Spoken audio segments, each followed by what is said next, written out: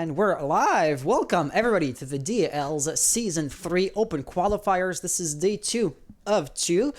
Basically, the system itself is going to be unique or new because we've never run qualifiers before. There are 12 teams in total and only 8 spots. So basically, we're playing a 5-round Swiss round format bracket. Well, that sentencing was odd. And we've played 3 rounds yesterday. 2 rounds remain today, plus maybe a third if we need to run custom tiebreakers, but that would be done, on a case-by-case basis. I will be your host, Hans. You of course, Normie, you know me, and my on that side, Dual Rogue, first time appearing on the channel. How are you doing? Do you want to introduce yourself? I'm doing pretty well. I'm glad you are doing well yourself, Hans. My name is Dual, and I've casted a couple of matches before, but I'm very new on this channel. Don't really have anything to plug yet, but I will eventually if you want to get to know me more. Do you not have a Twitter? I do have a Twitter, actually. I'm surprised. I was getting surprised here. I was getting surprised. Yeah, my Twitter is actually my name, which is fine. It's at Shawn SHAWN DESE and number 1 if you wanted to follow me there. So I am just making sure that people are like managing their map bans and everything. It looks like some teams may be more present than others. Let's just put it at that. Like Meng Squad and Ortiz, they are not map banning, and here people are tapping, so they're present. Awesome. Yeah. So regarding our specific match, to put you guys into context. And Ascension are there, but Team Divinity Black. Let me just try and poke them. If you know how a round robin, a Swiss round works, basically the better you perform, you're going to be matched against better teams. It's kind of ranked where you can't exactly play against every single other player or other team in the case of a competition, and therefore we're going to if you play against another diamond player as a diamond player yourself and you win, well then maybe you deserve the ranking of champion player. That's kind of the gist here, and we're casting beastly teams tonight as the map ban is actually beginning. Team Divinity Black, out of the 3 rounds that we've played yesterday, have won 3. They're undefeated. And them being the best, well, they're going to be playing against the other, or the second best. It just so happens that there was only one team with a 3-0 scoreboard or track record. Ascension, they've won 2 matches, and they lost only 1, which is, well, the second best thing, basically. Ergo, we're basically playing against the very best tonight. Or we're basically watching the very best tonight. Plus, I mean, they kind of did ask nicely to get casted, and we're trying to cast everybody as much as possible. There is not enough rounds for us to cast everybody, so at this point, if you ask nicely, I mean, it doesn't hurt your chances. And there we have it. So it looks like our map of the day, or our first map of the night, is going to be Oregon. And I know the map, the display beneath us doesn't show it, but Divinity Black will be defending first. Oregon, what are your expectations regarding that? I'm expecting a whole lot. Like you were saying earlier, we have two of the best teams watching right now. We have a team that's 3-0 and also a team that's 2-1. And so I'm expecting. I would like to see. I just want to see a slugfest. I would like for this to go into overtime. I want this to be a long match, which would be amazing. There is a fair chance that we're going to go into overtime. I'm just going to put it at that. So the next step is basically going to be in inviting our players into the match as... Let me just find the right match. It's match 6. No, this one isn't the right one. Wait, where are we? Okay, it's match 5, actually. Okay.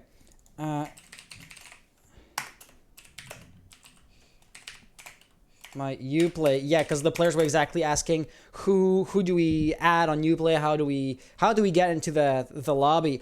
So Ascension, we have casted them before, so it's not going to be a hassle to get them into the match. You know, that's the thing, when you begin you haven't casted anybody, so it doesn't matter. Oh, and Durdock just added me, that's perfect.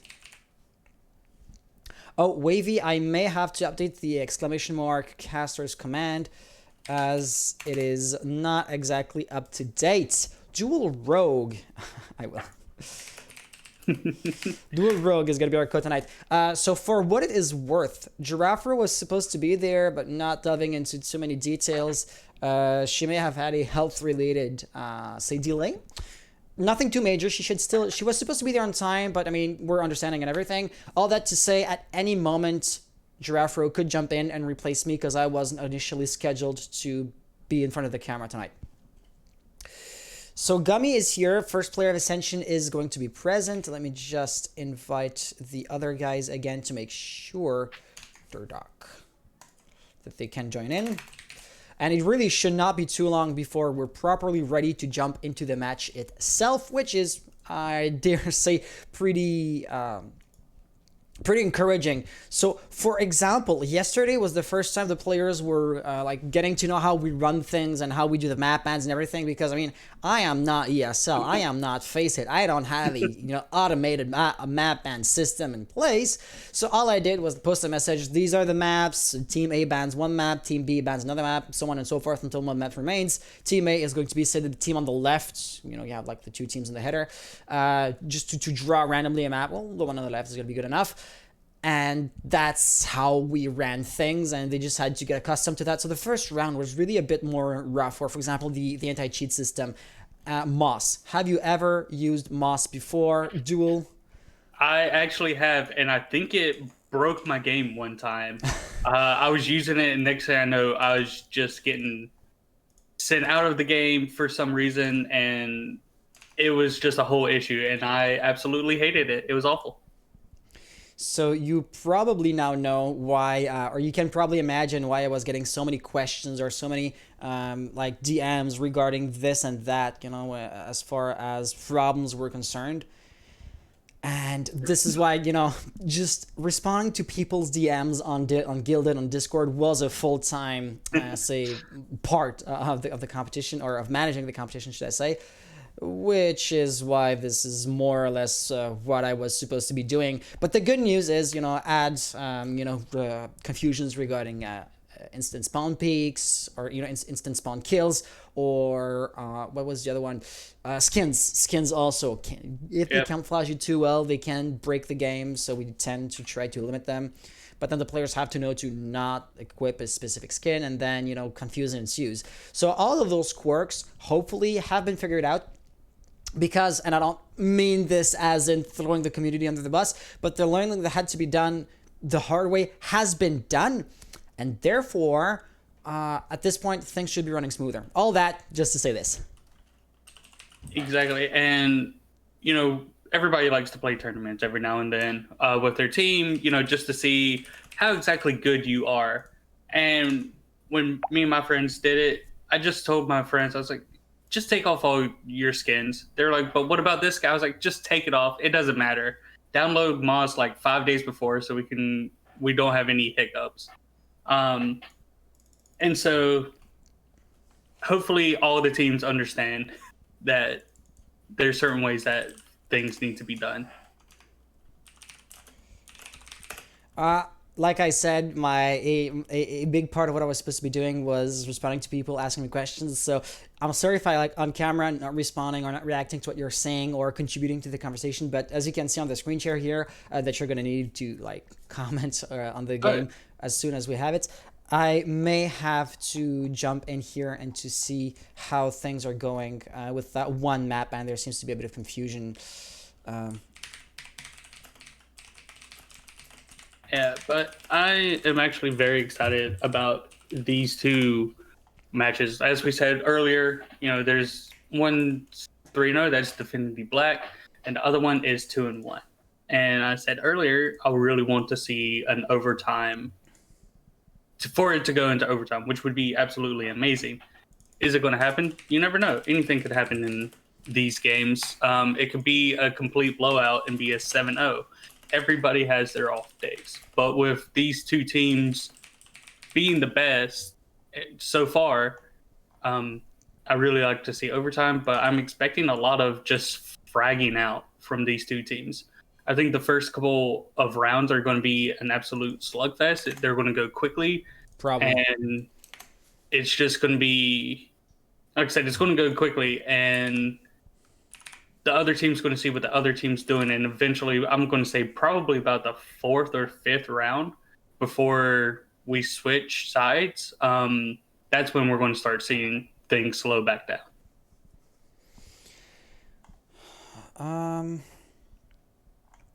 Yeah, so I see. I am jumping to a totally different subject. So regarding the match that we were supposed to be casting, one player had to the player was inviting actually had to restart his Uplay. Oh, and it looks like almost everybody is in here. So yes, I will. Okay, so we're gonna be ready to go pretty much pretty soon. Okay, so the bands. Sorry, give me half a second. So if there were Clubhouse, Oregon, and Cafe left, and then he says Clubhouse and Cafe, that means Oregon at 6:06.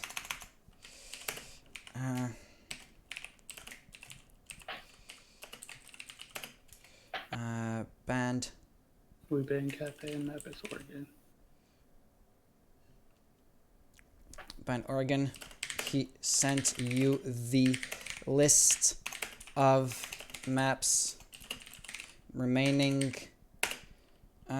but removed the map he banned from the list before sending it to you. So that means Club and Cafe remain, and that was a player for our stream, so that means Vendetta get the next ban. In essence, since there's only two maps left, you decide if you want to play on. And so once again, for that regarding the stream, I seem like a really distracted host, which I kind of am, but then again, not to throw Giraffe under the bus, health related issues, you know, totally understandable, but I have my hands full nonetheless. If you want to play on Cafe or Club. Okay. And both of those are pretty solid maps, in my opinion.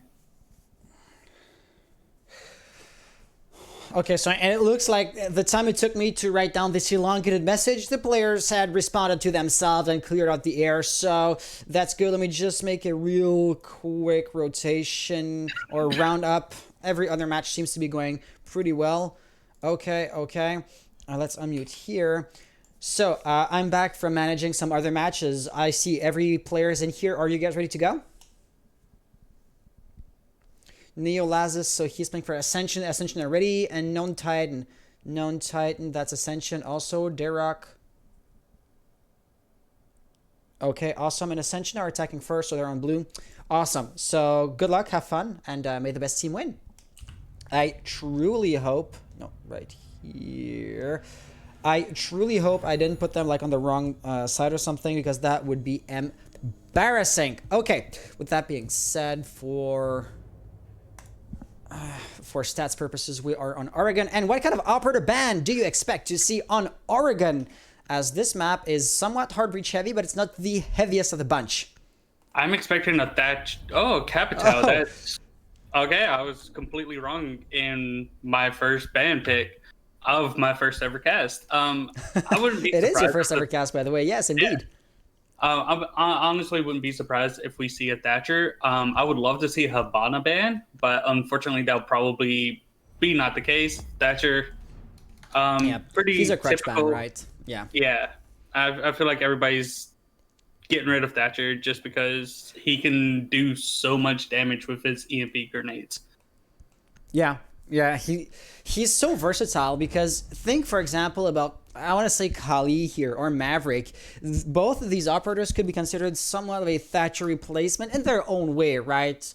And Kali can destroy evil-eye cameras, I guess, but her use really is focused around hard breach walls. Just like Thatcher, don't get me wrong, but Thatcher is a bit more versatile than just the walls, right? You want to rush in, clear out the goo mines, disable the cameras, Grismont mines, anything that could be annoying, the yokai drones.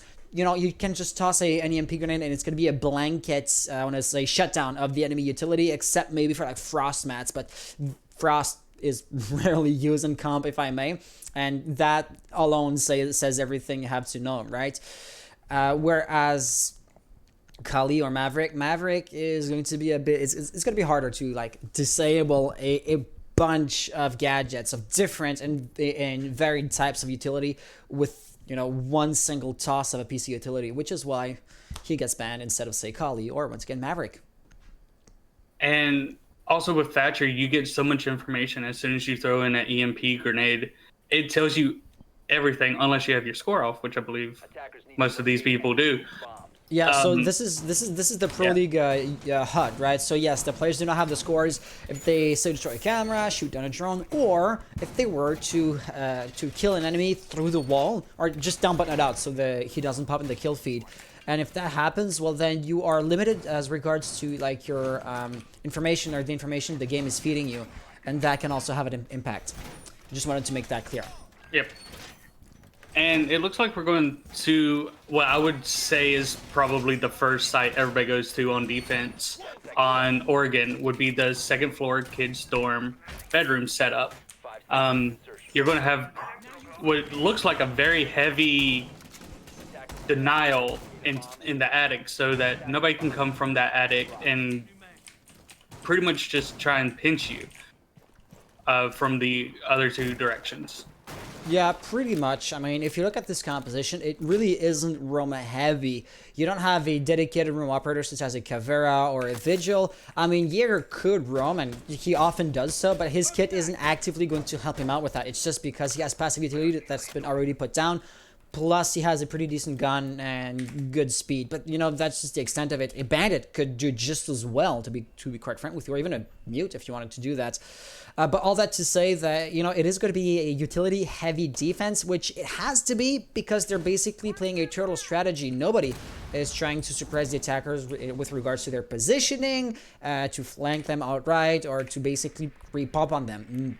Really, maybe we're going to see one or two players jump down as we see a kill happening here. Gummy is going to find the kill on Apostle, and I believe, yeah, Jmaf. Man, I'm J-Man. Okay.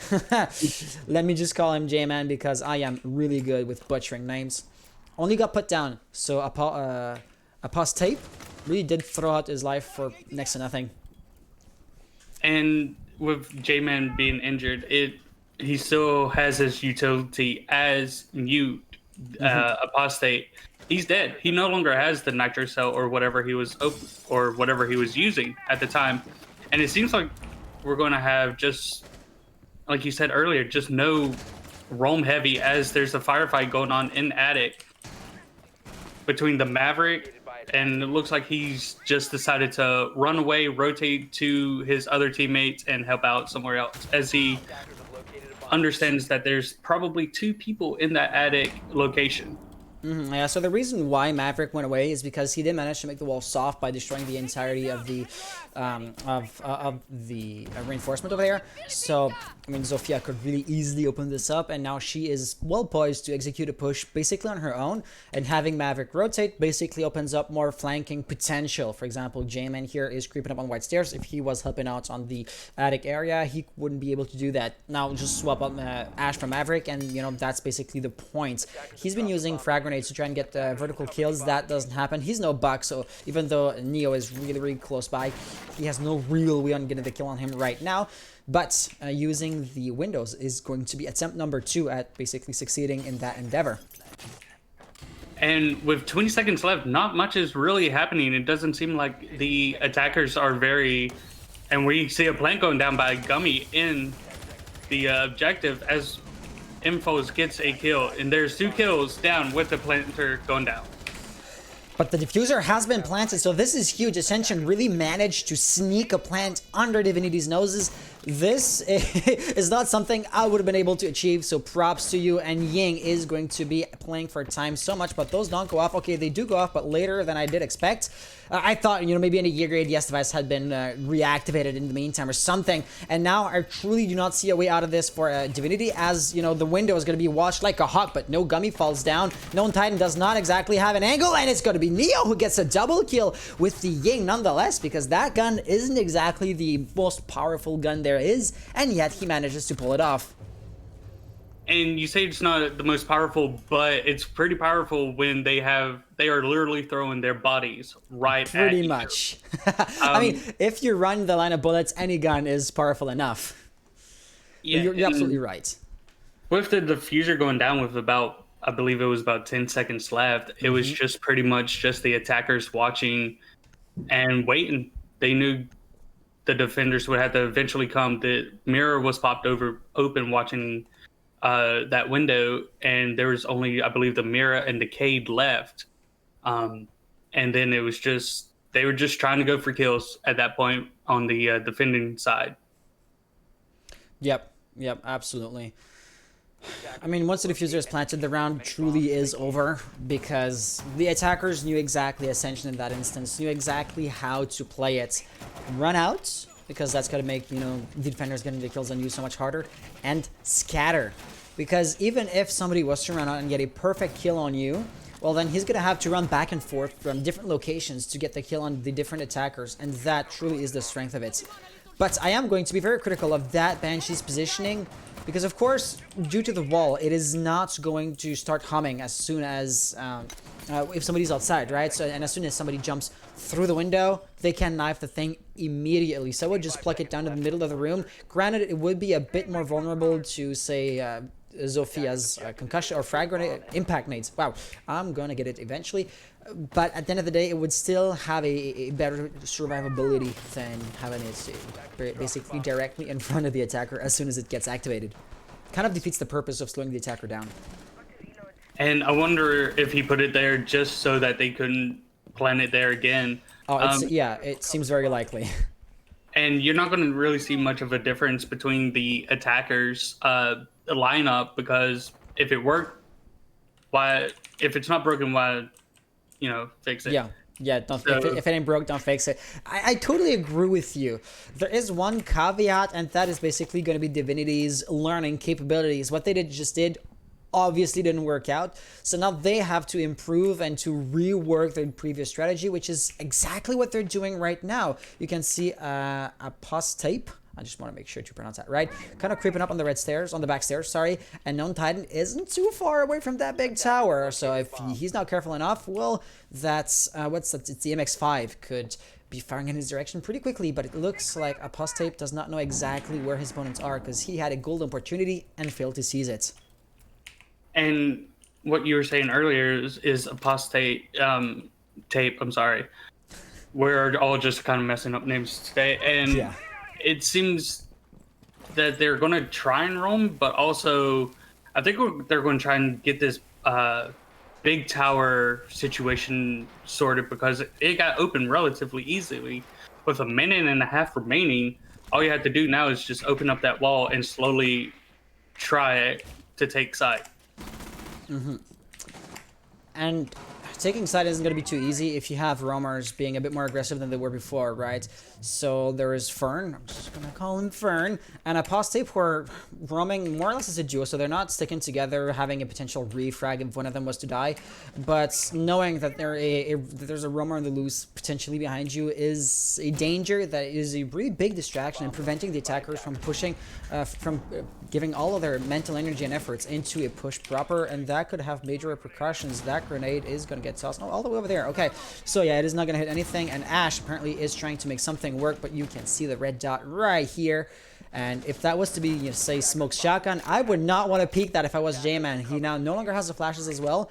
Luckily, there are Candela charges, and as you can see here, Prism is going to be extremely vulnerable. Unsurprisingly, there is going to be a kill as a result of that. But in the meantime, Barrow the Diffuser has fallen down.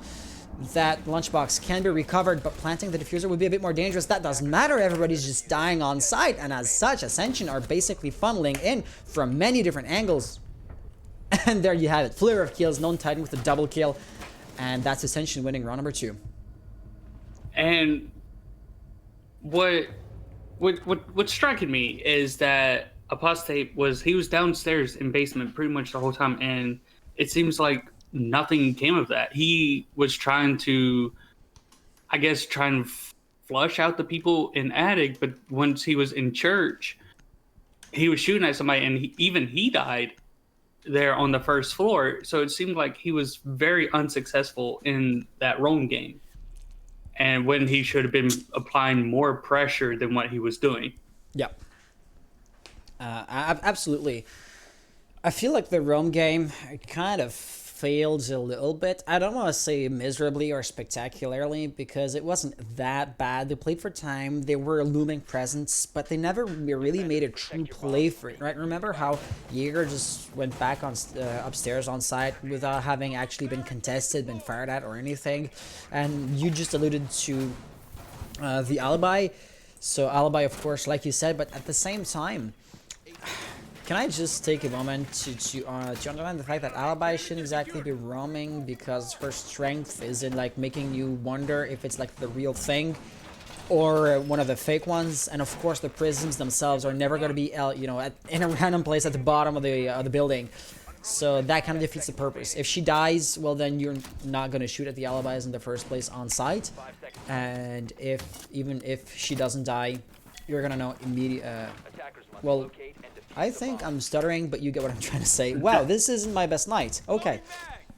And as somebody that actually plays alibi quite often, I understand what you're saying. Like, you want your alibi to stay on site. You want them to look at the alibis first and wonder, is that an alibi? Is that real? Is it fake? Why is it just standing there? You know, there's a whole lot of factors.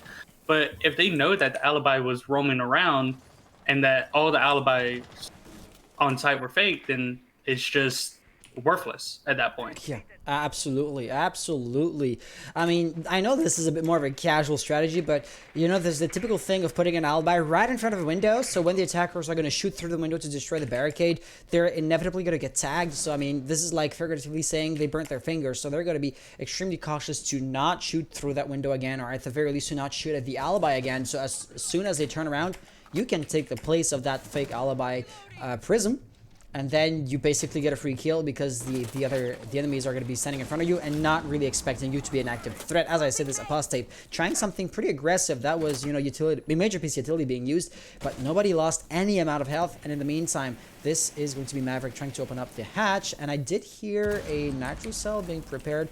Prism right there, likely to toss it as soon as the hatch blows. And it looks like he's using their angle to maybe get a kill there. Is it going to be the case? Apparently not. Oh. Just a little bit too late, unfortunately. And there goes both of your nitro cells that you had. Now the only thing you have for Plant Denial is smoke, and he only has 3 smoke canisters, which last about 15 seconds each. So unless the attackers are very slow in what they're doing, it's going to be almost impossible to deny a plant. Yeah, absolutely. There's enough time, and the attackers are making decent progress, right? So now it looks like you're still gonna have to make it past Neo, but I don't put this above Ascension's capabilities. 50 seconds to go.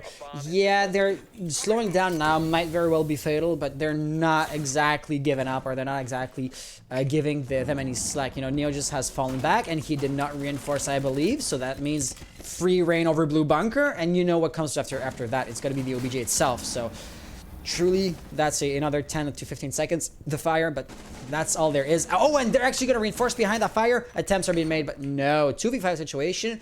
I am eating my words, as Divinity are looking really strong so far. Right here, he gets 1 kill, looking for another one behind the bomb. Pre-fires are going to prevail. Gummy with a nasty double kill now has uncontested control over site, and he uses that to plant. Everything comes down to Neo. He's going to have to cover his teammate. Failing in doing so is likely to cost him the round, but he gets 1, looking for 2 more. And at this point, Divinity aren't going to peek. He pre-fires, but that was not enough. Even if he managed to secure that kill, the other defender, not sure exactly who that was still in the big tower, and that last silhouette would definitely not have exposed himself. Yeah, it just seemed that the attackers just proved both of us wrong that whole round. Yes. They were doing well. Don't get me wrong, but it was just the defenders were not winning their gunfights. Unfortunately, they couldn't get the kills when it mattered the most, and it just seemed to all fall underneath the pressure when the attackers were pressuring them. Eventually, and then it was just all downhill from there. And now we're going to see a 6 pick from the Ying to the Nomad, Mm-hmm. which it's very interesting because we haven't really seen that much of a roam game from the defenders yet. And Right. so mostly Nomad is there for your flank watch, which the attackers know that the defenders are going to this bomb site. And so it's just very interesting why they're bringing a Nomad instead of the Ying. I'm going to do you one more. So thing is, Divinity, they are extremely passive on site, maybe a bit less so because this specific area kind of requires top floor control, and Divinity are establishing said top side control. But in the same breath, if they're really anchoring down heavily on OBJ with a lot of utility, if you have a Jaeger, well, he's not being utilized as a, say, oh, and that would have been possibly an illegal spawn peak, as there's a 2-second rule. They're playing with fire, but he didn't kill him, and the thing was technically 22:57. But still, that rule is not to be messed with because a simple kill could have lost them the round here. Just wanted to underline that. Yes, going back to what I was saying. Imagine using an operator to flush out roamers is nice and dandy, but Divinity aren't exactly roaming themselves, and they lost the Ying to bring that Nomad. And Ying is notoriously good to, push on site, which is where the defenders tend to stay. So my guess at this point is basically that they have picked her because there's a kitchen defense, and because you can, by extension, expect a top floor presence from the defenders. Because I don't see any other reason to be there and to have that composition. And it seems that the top stairs defenders are actually doing a pretty good job of just slowing down the process. The defenders are finally, just like I said, slowing down the attackers. The attackers are seeming to be getting on site, I would say, fairly easily, to where it's just, okay, where is everybody? This is what's happening. Now we can execute, kind of thing. And that's why they have 2 rounds underneath their belt. But with the defenders slowing down there's about a minute and a half, and it doesn't seem that almost any of the attackers are close to site or where they need to be at this moment. You're right. The positioning is interesting, but at the same time, the pacing seems slow. Ascension know exactly where the defenders are, right? That was like the point of sending the concussion nade over there with non-Titan. And like that castle barricade just getting shut down to create yet another angle to put a bit more pressure on Prism over here. And who was the other one up top? Derek, right? These 2 players have yet to be truly pushed, and there's only 1 minute remaining on clock. We're not even talking about establishing control of the floor where the OBJ is at, right? So something's gonna have to give in pretty quickly if Ascension want to have a shot at winning it. Prism here taking a lot of damage but falling back, and that's the thing, right? Top floor is basically just a buffer room. He can allow himself to pull back, and the timer is becoming less and less favorable to Ascension, but that kind of leaves Derek to his own devices. He's likely to drop down if he makes it out alive. No! He falls down, but he's kind of dead. Gets a kill in return, so it's gonna be a 3v4 situation, and with 27 seconds to go, those utility or those gadgets that the attackers still have aren't exactly good to funnel in. Ash doesn't have the flash grenades anymore. Apostate gets a kill, and you have no Ying. So smoke canisters maybe to cover a plant. Gummy's gonna have to make something happen, and that, doesn't come to pass. And it seems that finally the defenders are figuring out what they want to do. They won both of the bomb sites that are not necessarily what you would consider winning first. They lost second floor twice in a row. Yep. Then they went to the other 2 bomb sites and they won both of those twice in a row. It seems like we're just going to be getting a trade in the whole map. But underneath what I'm saying as well, it seems like the defenders are finally understanding that they need to slow down the attackers. That time is of the essence when you're playing Siege. Mm-hmm. If and it seems like we're going to get actually a 6-pick from the cave to Warden, which is it's going to be great because they're bringing a Ying. Warden will be able to see through all those flashes and smokes. Yeah, so he's a direct response to Ying, absolutely. I found it quite odd to see the Maverick disappear, not the Maverick, sorry, the K disappear because of his utility. You know, protecting the reinforced walls kind of is crucial, but there's also Apostate playing with Mute, so it doesn't change up too much. A different way of going at it, but still the reinforced walls are going to be protected no matter what. And this is Divinity definitely leaning into their playstyle instead of trying to change it, to mix it up, to throw their opponents off guard. I mean, they're good at anchoring, so let's just double down on that playstyle. Ascension trying to pull up a Ying to counteract that anchoring playstyle. Well, you know what, let's just use a Warden to counteract Ying being brought to the table. I do want to say though, Ying, or Warden himself really is a counter, but a selfish counter to Ying, right? If somebody else gets flashed, he can't help them like a Jaeger could. And the only reason why Derek isn't playing, say, a Wamai is because Wamai has been banned at the beginning of the game. So I just wanted to underline that dynamic because Wamai would still have been a pick all around, I personally believe. Oh, impressive plays, but nothing's going to hit here. Nope, it seems like they're getting a little aggressive. And they're just trying to get an early pick as best as possible. The attackers have pretty much not changed their lineup at all, besides going back and forth between the Ying, sometimes getting rid of it, sometimes adding her. It really all depends. But besides that, the defenders pretty much know what's going to be coming to the table. Yeah, absolutely.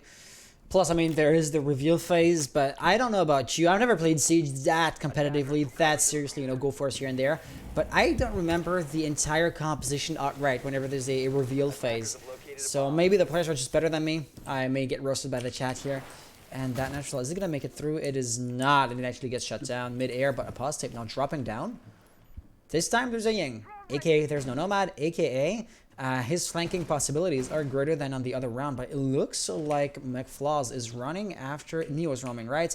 Yeah, so Neo has been spotted out, and he truly created a distraction, and McFlaws is just chasing ghosts. But if he's not cautious, he is going to get caught in the crossfire. Apostate was there when it truly mattered. My question is, yes, the wall has been made soft, so technically, you know, on a utility base, McFlaws did what he had to do, and Non-Titan can resume the push even without his dead teammate. But Neo Lazarus getting a nice kill there. That's Fern off the board, 4v4 situation, 55 seconds on the clock, so a push is going to have to happen soon. But looking at the attackers over here, oh, that's Ying. She could have been huge to execute. Okay, at this point, I'm going to say Divinity are looking pretty good, even though Apostate is down. It is technically 3v3, 40 seconds on the clock. But I would say the defenses are still pretty much intact, right? A Nomad, a Mira window has been shut down here and there, but it's nothing too major, all things considered. And if the defense knows that the diffuser was outside at that time, they're just going to be watching that window, and it seems that Neo is going to get the runaround on J-Man and a double kill, but to kill Gummy, and it seems that the attackers are just struggling right now with 10 seconds left to get 2 more kills, and there's going to be a firefight with Known. Oh, he could flick that. He could flick. Is he gonna? He does! There's no way. Let's go. No, nice job. Ascension. They are, you know, going toe-to-toe against, so far, the best-ranked team. And you could technically say that they're up ahead. So congratulations, guys. On attack, nonetheless, might I add.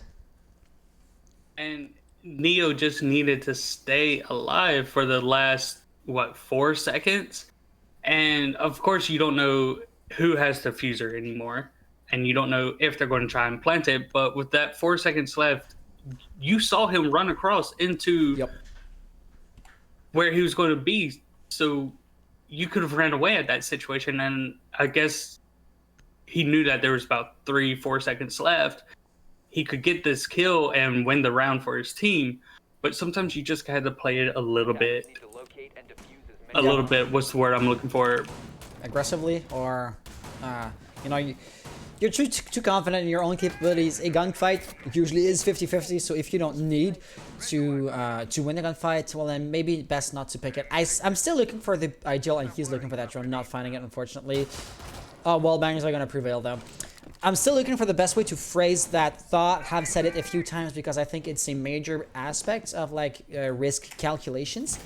But basically, a gunfight, like I said, could go either way. Let's call it roughly 50-50. So the potential gains of that gunfight, if you're to win it, have to be greater than the potential losses to your team or to the situation as a whole. Big picture, the potential losses to your team if you were to lose that engagement. And in that case, hiding would have been the best bet. I believe that the thought was to hide behind the babyfoot table, you know, the soccer table.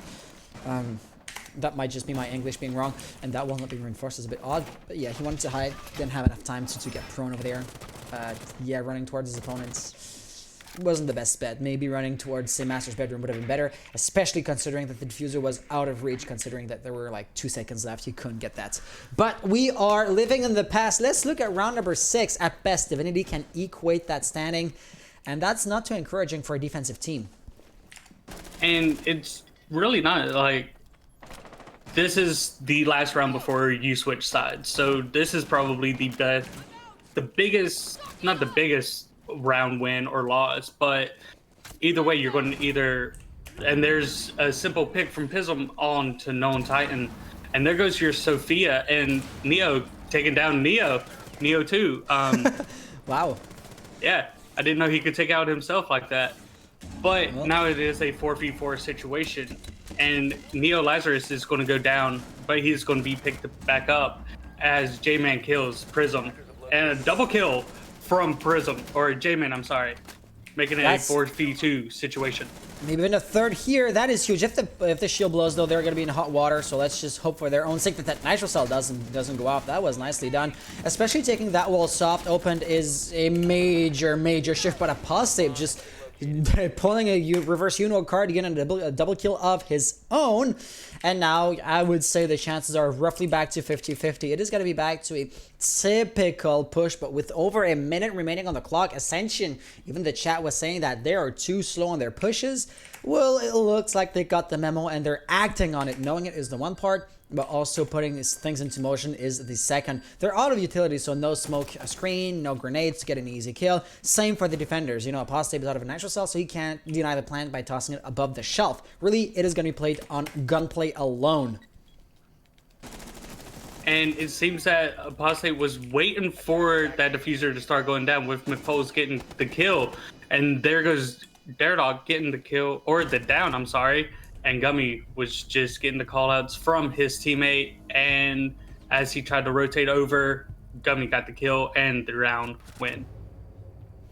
Yeah, that's a typical frag and refrag situation. When an enemy, no matter what team you're on, reveals his position by shooting at one of your teammates, the teammate is already out of the picture, might as well have his death be not in vain, and that's exactly what we saw here. So, I mean, it is a pretty basic concept in the grand scheme of things, but it's good to see that the teams have figured out the basics and that they have mastered them, because if not, they would not be, you know, this far up the rankings.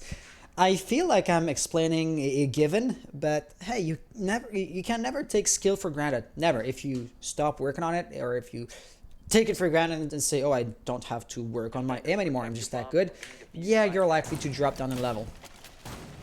And I'm very excited to see Ascension on defense, mostly because they are bringing an operator, which I'm surprised I didn't see already be brought, and that is the Valkyrie. The Valkyrie was not banned, but the Maestro was. And as you see, J-Man's trying to get a Valkyrie cam in that main lobby area. But with the game of Siege, it's all about information. Where are these people at any given time? I'm very excited about this Valkyrie play to see how they get the information off. I have one piece of curiosity, not regarding the Valkyrie, but you're right. I mean, this is role swap different teams or go different play styles, and that just breathes a puff of fresh air. I mean, the defenders, like you said, never played with Valkyrie. On the other hand, the attackers never exactly brought Hibana. This is hard breach heavy. All three operators, Hibana, Maverick, and Ace, are going to be present. It could only be better by bringing, for example, a Thermite plus somebody with the hard breaching charge, but at that point it would just be overkill. My question regarding Mute was, why put the jammer on an opening that you've made yourself? At this point, somebody goes into Classroom and you don't even need to have an IQ, or Ashe doesn't even need to use one of her breaching charges. She is going to do that as we have a little lag over here. So, I mean, the Mute jammer still gets destroyed. It was not a question. Eventually, those things do disappear. But I feel like they just made it a bit easier on the enemies. And I agree. Once I saw him starting to put down the Mute jammer, I was confused as to why to put it there. All Ashe or somebody had to do is just go underneath, shoot the Mute jammer, and then you can start working on the wall. And it seems that there's 3 in Big Tower right now, I believe. Mm-hmm. And they are going to try and do a Big Tower push, most likely, with known. And I'm not sure if they know that Known Titan is down. And they're just going to get Fern killing Known Titan, getting rid of that roam heavy game. So at this point, McFlaws is receiving a lot of pressure, right? So he is concussed, of course, has to deny the access to the attic over here. He's likely to get 1 kill, maybe even a double. No, that was hard reach down, but at the same time, the opening had already been made, so it's nothing too major. But also the crossfire, and that Jaeger was holding the angles, which kind of were denying access from the breach into kids' dorms or master's bedroom, the walk-in closet. But it looks like the pressure no longer is coming from that Ace opening. Yeah, nobody's speaking at the moment. That drone, of course, is going to get shut down, takes a bit of intel, and now Neo knows that he's going to be receiving pressure from both the window and the rotation into attic. So really, the man advantage that Divinity have here is being utilized to great effect. And man advantage and disinformation, Neo Lazarus still expects somebody to be rappelling up, and that, of course, we know is just not the case.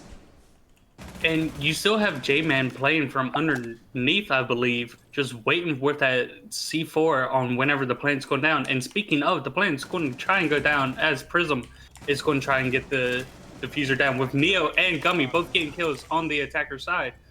And now it is down to Neo 2 just trying to figure out and protect that diffuser. And it doesn't seem that, he knows that the Valkyrie's out as he gets killed.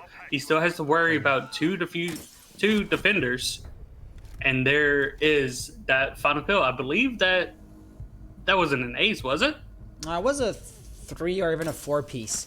You know what? Okay. Let's just make a mental note because of the natures of R6 Analyst. If you don't know, it's an add-on that I have installed, and it records like a complete run history of every single round. So for an analyst, it could be good to know, hey, you as a given player are dying too often as a first death, opening death. So statistics for the sake of statistics, and that was round number 7. Let's just look at that afterwards for for the sake of debriefing the game correctly. But be it wasn't an ace because there was no like this guy got an ace glowing text at the end, but it was still a clutch nonetheless. 3 piece, 4 piece. He was alone and he did brilliant. Attackers need to locate and I'm looking at some of the stuff that I'm writing down on my notepad as well. There's only been 3 rounds that the diffuser have gone down successfully, but ending in kills. And that was the very first round, the 6th, and the 7th. So the diffuser's not going down often, but when it does, it seems to be going in the side of the defenders, I believe. No, the attackers, I'm sorry. Except for that round. You're totally correct. Statistically speaking, once the diffuser has been planted, attackers have an 80% chance of winning. I mean, that's the kind of stuff that you get to realize when you've been casting for a long time and you've been keeping notes. And I mean, you're already picking up on those, currents and tendencies. So I have total faith in what you'll become when you have like more experience under your belt. Because here's the thing. The attackers have attacking gadgets. It's, in their name. Whereas the defenders don't exactly have gadgets that will help them to actively gain control over map area. So think, for example, of a cap can. If the diffuser has been planted and he's caught outside of the OBJ, his kit isn't actively going to help him to push back into that bomb site, whereas the attackers also do have these defense-sided gadgets such as claymores, nomads, and they can also just run outside as they have ARs and ACOGs. They have better range. Can't do that in the basement, but for example, if you were to be in bunks, well, then you could run up big window. And it seems that there's not necessarily a big roam heavy presence. It seems like everybody's pretty much on site except for one person, I believe, and that is Gummy going to be in the first floor, just waiting to try and buy as much time as possible, as there's a minute and 50 seconds left. The attackers are slowing down, and Gummy's going to be droned out and fall back into that freezer position with J-Man. Yeah, that was predictable. I mean, roamers would rather be alive and on site than dying roaming and achieving nothing.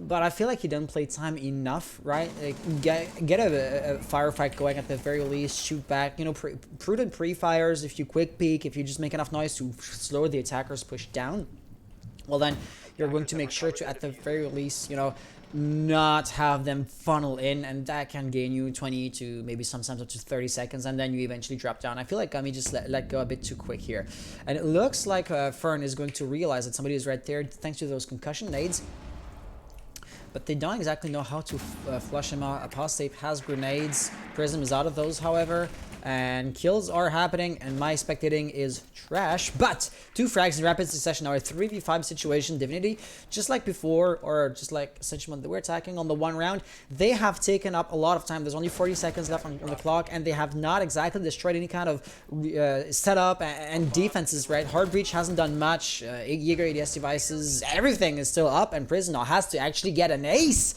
That was a triple kill for McFlaws. Congratulations on that front. But Prism really is, he's at the end of his ropes. Let's just put it at that. And there goes McFalls killing Prism for the flawless round. The defenders just held down what they were wanting to do, and the attackers, it seemed like there wasn't much of a communication as to what exactly they wanted to do. They were being stalled so well by the defenders, and it was just, what's happening right now? Yeah, you're absolutely right. Communication really is key. And, you know, I did criticize the castle, was it Gummy, for dropping down a bit too quickly. And in my mind, he still did. But then Ascension kind of failed in picking up on that and on acting on the advantage that I perceive Gummy did them, or gave them. So, hey, congratulations on the defense, I guess. Yeah. And, yeah, as soon as Gummy fell, the attackers had control over the above, and so I feel like they knew that there wasn't really a roam game anymore, and that all the defenders had to have been on site, and that's kind of a double-edged sword with all the defenders being on site in that situation, because you don't have to worry about where anybody on your team is at that point, but also if you're not having communication with your team on the attacker side and all the defenders are on site, it's going to be almost a trade fest, because as soon as one person on the defenders goes down, he's going to be given a call out to his other teammates saying, hey, they're here, you know, attack them, or they're going to be coming from this way. So really, like I said, it's a very double-edged sword. Absolutely. You hit the nail on the head, and I wanted to add to that, but I feel like you did the subject justice. So let's look at round number 9. This is exactly why I believe the opening had been made a few rounds prior to be able to shoot at the Ash. In that instance, Neo didn't actually set foot inside of the building itself. He was just shooting at it through the exterior or through the open window. But then again, I mean, why put the mute jammer directly on the opening is something I still don't get. Nonetheless, that jammer has been destroyed, and now any Ace or Hibana, Hibana in that specific situation could just blow it up. I mean, there's no bandit on the board, right? You can just bandit tricks. Because I feel like, had Gummy been a bandit, he probably could have gotten it. Oh, they are playing it with the impact nades. That is resourceful. That's another reason, I guess, as to why they're opening up the floorboard. But then again, Durdok, sorry, has more than enough. Still 6 pellets to go. And Gummy is he's down to his last impact and he actually fails. So there you have it. Hard breach has been a success on the one hand, and I believe Apostate also has managed to open up the wall here. So the attackers are well poised to funnel into OBJ, but they're still gonna have to get past the defenders themselves, because of course a defender and a gun is the best defense there is. Looks like McFlaws is falling back. You want to reinforce that? It would be rare, but I mean, if you are in a full-blown retreat, why not? That won't be the case. Still, everybody is alive. However, the defense holds control over a smaller portion of the building by the moment, and that is beginning to be a bit worrying. And it seems that the Jaeger of McFoles, as soon as he started getting concussed out, he decided he was not having that fight, and he just retreated to the objective. And now it seems that the attackers are finally getting ready to execute what they want to do, but it seems like the Ash is almost nowhere to be on site. And Correct. It seems that McFoles is going to get some bullets taken from the buck, and with the diffuser going down by Apostate, or Apostate, I'm sorry, I keep on saying that wrong. And Neo is going to get taken down by J-Man, and J-Man's actually going to team kill one of his own. Yeah, so truly, I think the idea with the Ash was to prevent the kind of strategy that essentially we're going for, aka tossing a nitro cell from beneath, like they're doing actually right now. That's like, you can kill it, it does. So with Ash being there, they couldn't deny the plant, and they had two players to actually do that, which is why the defenders on OBJ were spread pretty thin. And the rest is history, as Apostate gets a kill over here, and Divinity Black winning round number 9. They're hanging in the game right now, but they're lagging behind in, you know, when you're like at the number of rounds, only by 1 point now. But still, for the top ranked team, I would be slightly worried if I were them, because they seem to be struggling somewhat. I mean, at best, they keep the scores somewhat tied. So if they make a single mistake, I feel like Divinity will just be... No, wait, Divinity Black are winning. I am... I just mixed up the teams. My bad, my bad. Okay, so Ascension in the other way around. Ascension are doing, well, not too bad for themselves. If they can barely keep the scores tied against a team that is better ranked than them, well, congratulations. And it seems that Divinity, as soon as they, you know, like we said earlier, these are the two best teams. So seeing a 5-4 scoreboard it's not surprising to me, honestly. I would be very surprised to see Ascension lose this. This can be an attack or defense heavy, or attack or defense Oriented? but I would say it's more defense heavy, and with Ascension going in this round 10 up, I would see, unless everything goes catastrophically bad, and I don't want to do anything too early, but I could see Ascension taking this. I mean, it really only takes a single mistake for the other team to capitalize on that and to take the round in just a blink of an eye, basically, especially at this level of play. One thing I do want to point out is that we are in a tertiary bomb site here, and that camp has been spotted out immediately, so that positioning would give Divinity a better chance, because by its very definition, a tertiary bomb site isn't as easy to defend as a primary or a secondary. So Ascension winning two rounds in a row, or not, even though they lost the previous round, actually, still they're going on a technically weaker bomb site. So let's see exactly how that plays out. Right here, was it McFlaws or... No, okay, that was McFlaws. The drone's going to get spotted out. It gets shut down immediately, but his positioning has been figured out. And cross angles are already being established, and, you know, attempts on his life are being made. But no, he fires back and gets the kill on Ash. Entry fraggers being lost. I mean, it's no hard breach, but at the same time, it is definitely going to blunt the push, and it's going to slow the attackers down. In the same breath, you are at the very early stages of the rounds. I mean, the attackers, Divinity, really do have a lot of time to destroy the new jammers, open up the hard breach, and make a slow and methodical push from there. You don't need an Ash. You don't need to rush in every single time. And right here, they are realizing that the mute jammer still has to be destroyed. Where is it actually? Is it above? Is it on the other side? 100% sure exactly where it is. It just doesn't seem like it. It has to be somewhere around there. Yeah, of course. But the attackers just they don't seem to know exactly where it is. As McFoles gets a double kill, taking out your ace, one of your hard breachers, and that is going to slow down the attack even more. As McFall's on a triple kill, taking down the Prism, taking down your Buck as well. It seems like he cannot be stopped at this moment. Oh, and this time, okay, this time the Hibana pellets are going to start, you know, blowing up. So I truly couldn't tell you. I guess Buck from above was able to find the jammer and eventually put it down. So at this point, hey, as a caster, I have to remain neutral. But for the show, it would be a good storytelling if McClaws was to get a quad in ace, but no. J-Man is going to get a kill of his own, so Durdok, now you have to get the ace. He's using Hibana, not exactly a frag-heavy operator like an Ash, whereas Zofia, the gun, though decent enough, isn't going to protect him when none other than McClaws is firing back at him. And they just did not flush out McFalls like they should have.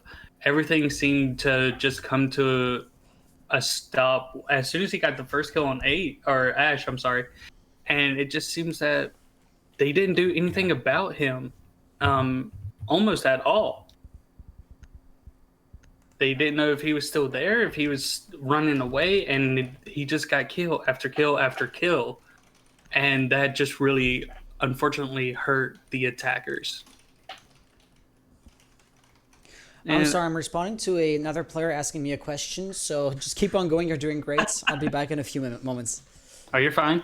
And we are going to go into a match point situation as Ascend goes to the 6-4. They're going to actually 6-pick off of the castle and bring the Clash instead. And I imagine that's for them to slow down the attackers even more than what they have been. And with the defense, they're all match point.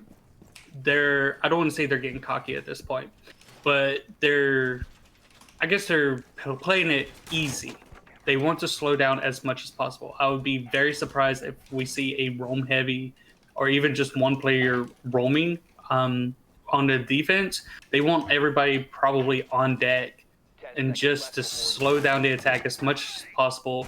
Cancel this out. Let's go. Let's go ahead and get this win. Okay, I am back. So let me just recap and, you know, have some better camera work to see exactly how the defensive setup looks like. So extended hold is to be expected, but there is no smoke, which would be the typical go-to. There might be a Goyo shield, not even a Goyo shield. So they are going to be playing this with a Clash, which is somewhat unusual, I dare say. You do have a few operators and a few select pieces of utility that could flush out a Clash. For example, frag grenades. Looking at Maverick in that instance, there's no Sledge, who would be the other candidate to bring a frag. I mean, I'm not even going to be mentioning a Glass. He rarely gets played. Fern, of course, with the concussion nade, but neither of those operators are going against Clash. Actually, nobody does. And so it looks like J-Man is kind of holding a second angle if he was to pull up the gun.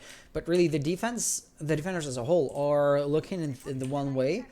But the attackers, Prism, might be funneling down main stairs. But the rest of the orange team really are going to go down the way of back stairs. So really, it's not too big of a task for Gummy to rotate out of blue bunker to meet them in the back stairs. But so far, he doesn't do that. And it might actually be the right call as Apostape and now Durdok are moving his way, and actually the Nomad might be the best counter to Clash there is, period.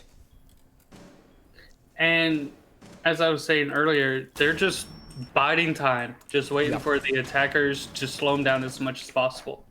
It doesn't seem that there's a roam presence on the defense, and also with Clash, you don't really need to bring a Valkyrie as she is her own walking camera. She can constantly just give out pings to her other teammates saying, hey, they're right here. And telling them, you know, this operator is coming down the stairs. This is what's happening on my end. And as we see McFoles get the kill on Apostape and looking for his second kill, and he's going to be stopped very shortly by Prism. Yeah, I was already seeing him popping off like he did in the previous round with a different operator, but still, it sadly didn't happen. I mean, sadly, I have to remain neutral, but for the show, I mean, having a 4-piece or even an ace is impressive.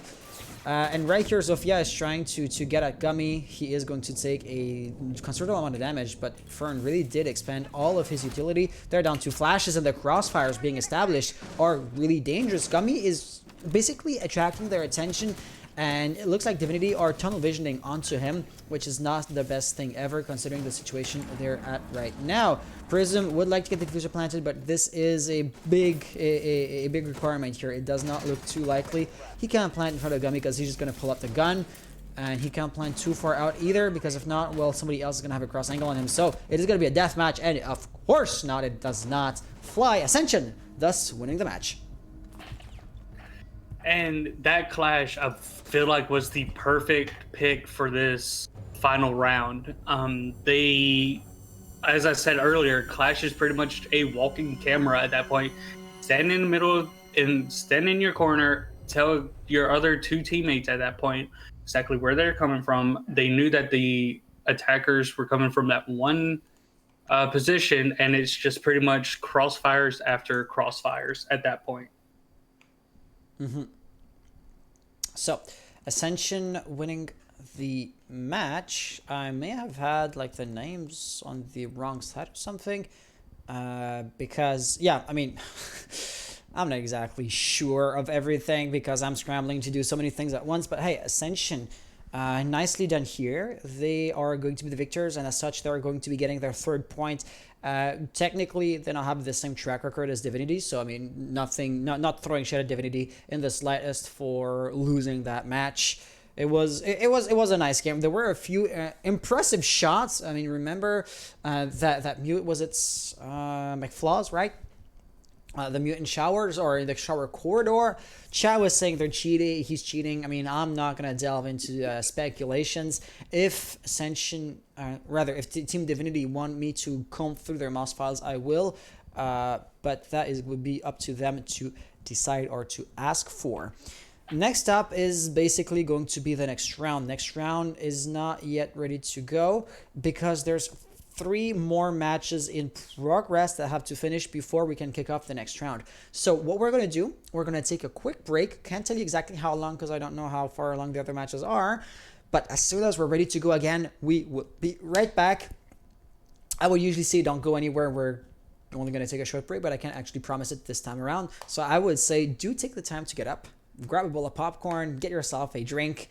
And in the meantime, we are going to be preparing the next match for your viewing pleasure. Until then, have a nice one, and we'll see you guys soon. See you then. Oh, yeah.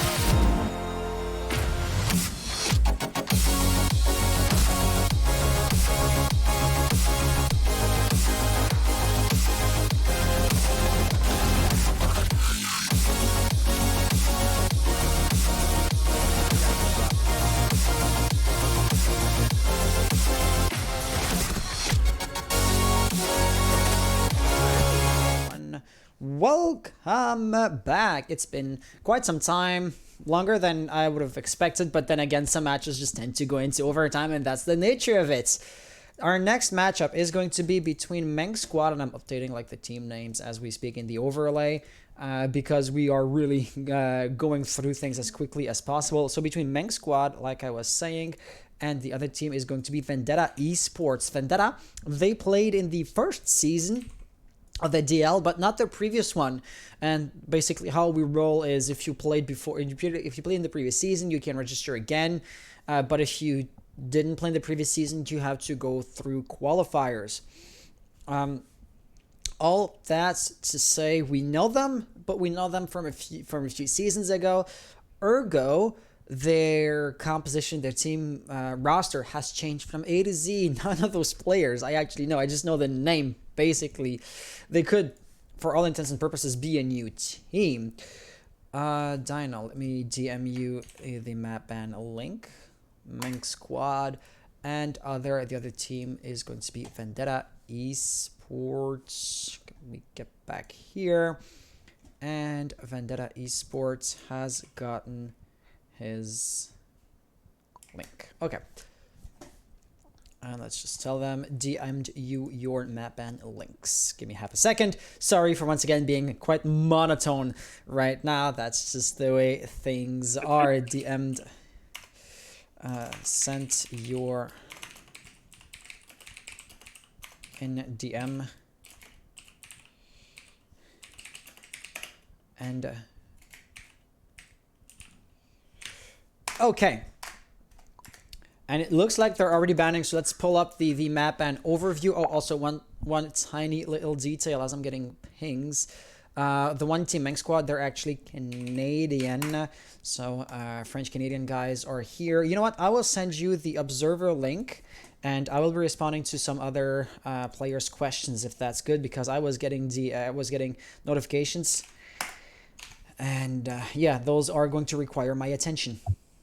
All right, gotcha. Let me just pull that up real quick then, as soon as I find it. All right, so far it seems that Mink is going to ban Consulate with Vendetta banning Coastline. Both of those are pretty, I don't want to say obvious, but with Theme Park coming in from Mink Squad being banned, Theme Park I feel like we're not going to see played as much this season, which is perfectly fine. With Clubhouse coming in as a band for Vendetta. And we're just down to the last two bands, and then finally our decider with Villa being banned out by Mink Squad And the last one is going to be Cafe, and we are going back to Oregon. I say we are going back as the casters, but Vendetta Esports and Meat Squad are both. They haven't been casted this today, but Vendetta is going to be starting on attack, and Meat Squad is going to be starting on defense. Now, with this, I would be very surprised if we see different operator bans, such as the Thatcher will probably be banned as always. I would be surprised if we didn't see a Maestro ban or even a Valkyrie ban, even though the Valkyrie didn't get played as much in the last match. And let's see, I would actually like to see an ace ban come through one of these squads as to get rid of a hard breacher, depending on what type of playing capabilities that these teams want to go for, pretty much. I do realize that it will be my time to start inviting people to the chat, to the match. I will be doing that as soon as I can.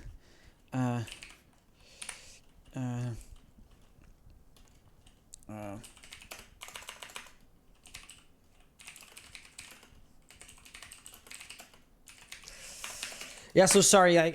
Some teams, for some reason, don't have access to their match chat, which of course does not help us in getting them into the map and process. You know, Imperia,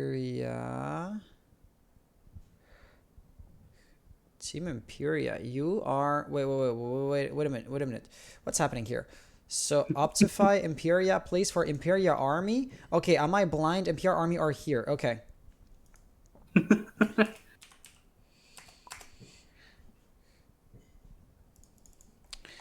Okay, so here we have it, and do you see your match? Do you see your match chat now? That should be amazing. Okay, yes. With that being said, I am going to be fast tracking to we're playing Oregon. Good to know. Yeah. Okay, yeah, so we're good. This map has been quite popular, I gotta say. Yesterday, out of our 3 games, 1 was on Oregon as well. 2 were on Oregon as well. So can I even say that Oregon's a new Clubhouse? Clubhouse really was like the most popular map out of the bunch a few seasons ago, but this seems to be shifting towards, well, Oregon. I sound like I'm repeating myself, but then again, those are my personal impressions at the very least. Where is our match? Vendetta and Mank Squad.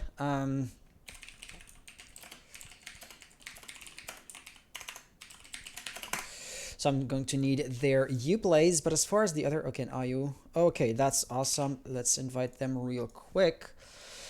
Because that's the thing, when you've been like casting the different teams a few times over and over, you start to have every single one of them in your friends list.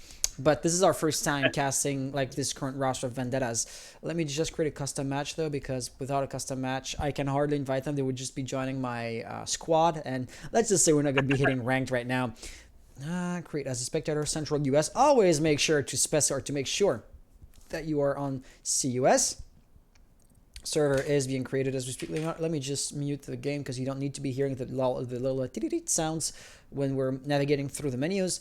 So Vendetta have been invited. Mank Squad. What was their roster? Because like we have, I invited them yesterday. We have them, but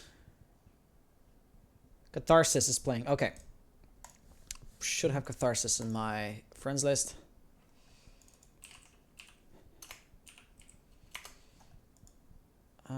Or maybe not. Maybe not then. Okay, Winker. There you go. Okay. And so here we go. Our map is going to be Oregon. And who was attacking first? Remind me real quick. It is Vendetta. Vendetta. So for ease of game settings, let's put Vendetta on blue. Vendetta and Mink Squad. In a single word, right? Mink Squad? Yep. Mink Squad, One word. awesome. So you know what? The last thing to do will just be to like swap the overlay above us. Above us. I know it doesn't update like in real time. I guess I could do that. Let me just disable this. And there you go. Awesome.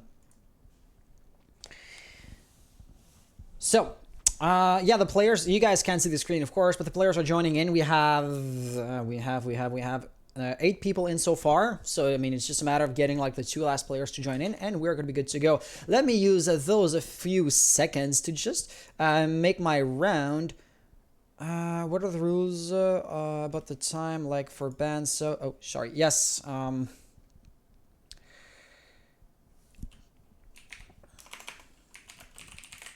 Oh, shoot, I'm in caps lock.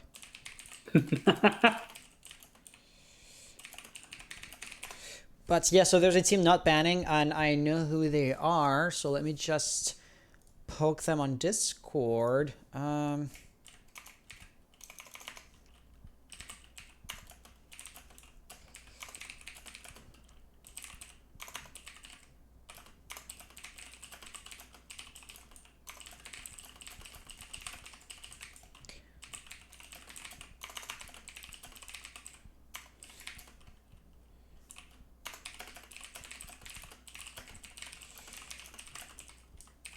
Yeah, sorry, I have a really clicky keyboard, so all you hear is probably just a tick, tick, tick, tick, tick, tick, tick, tick.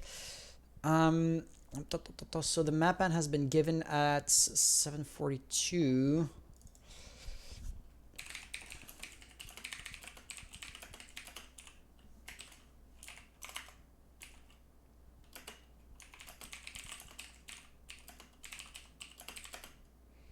So 7:42 to so that's 3 minutes off. So that's for roughly 57.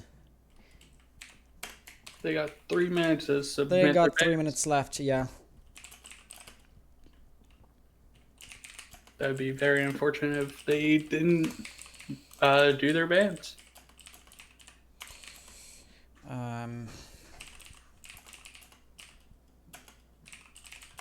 So yeah, they have been warned.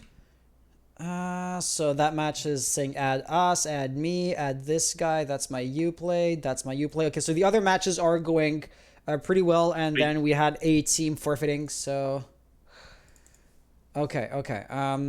That's unfortunate. Let me just, and I suppose the lobby is full. The lobby is full now. Yes. Yep. It shouldn't be too long. I'm just going to tell the other guy.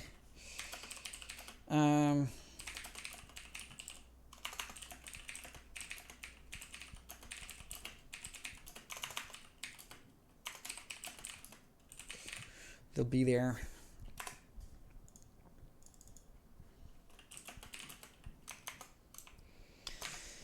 Let me just add this one last little really sorry for the stream. I'm so sorry. Once again, we were supposed to have another caster with us tonight, and that caster had some health issues. Nothing too major. But I mean, I still have to step in, and I was supposed to be running like the management of this game.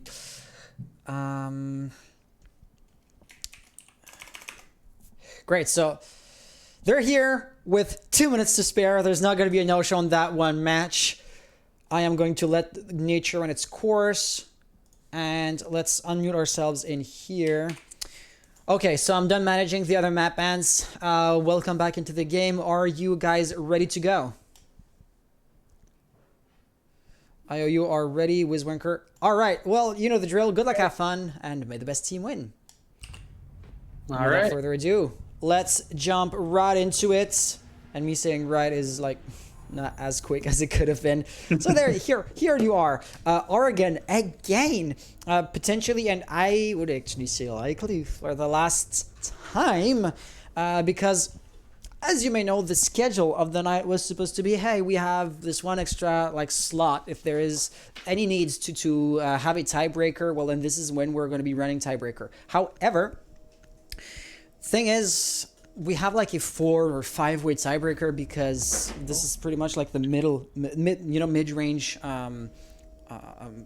scores, or around like 8 to say 6 and 5, 6th and 5th ranking. So this is why if we have a multi-way, and players logging out. Finishing what I was saying, if we have a multi-way tie, well then the only way to break it is to like run, for example, a ratio to rounds won to rounds lost, which is what we plan on doing. Ergo, not exactly a single match can be played to decide that. So our bans were Ace, Thatcher. So far, pretty typical, I could say. You know, hard breach oriented, but not too surprising nonetheless. As I said earlier, I don't know if you heard it or not, when I wanted there to actually be an Ace ban, and so I'm very glad that that happened.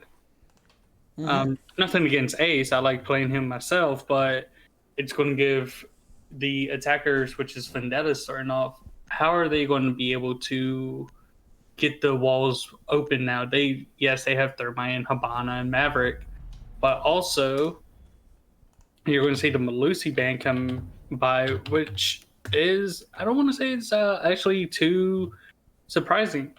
Malusi, very strong operator. She has her Banshees. She also has her C4, which gives out tons of information, and also a plant denial.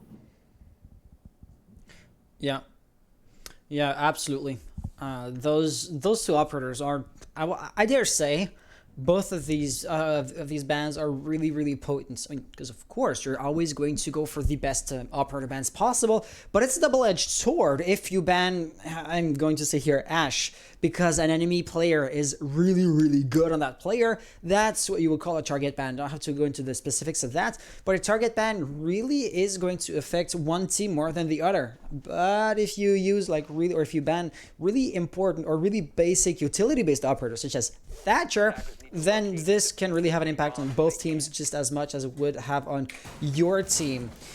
Which brings us to the defenders, right? Mira, I would argue this is one of her best maps. Mira really is map dependent in the sense that her utility is just as useful as the line of sight that punching a hole through the wall would create.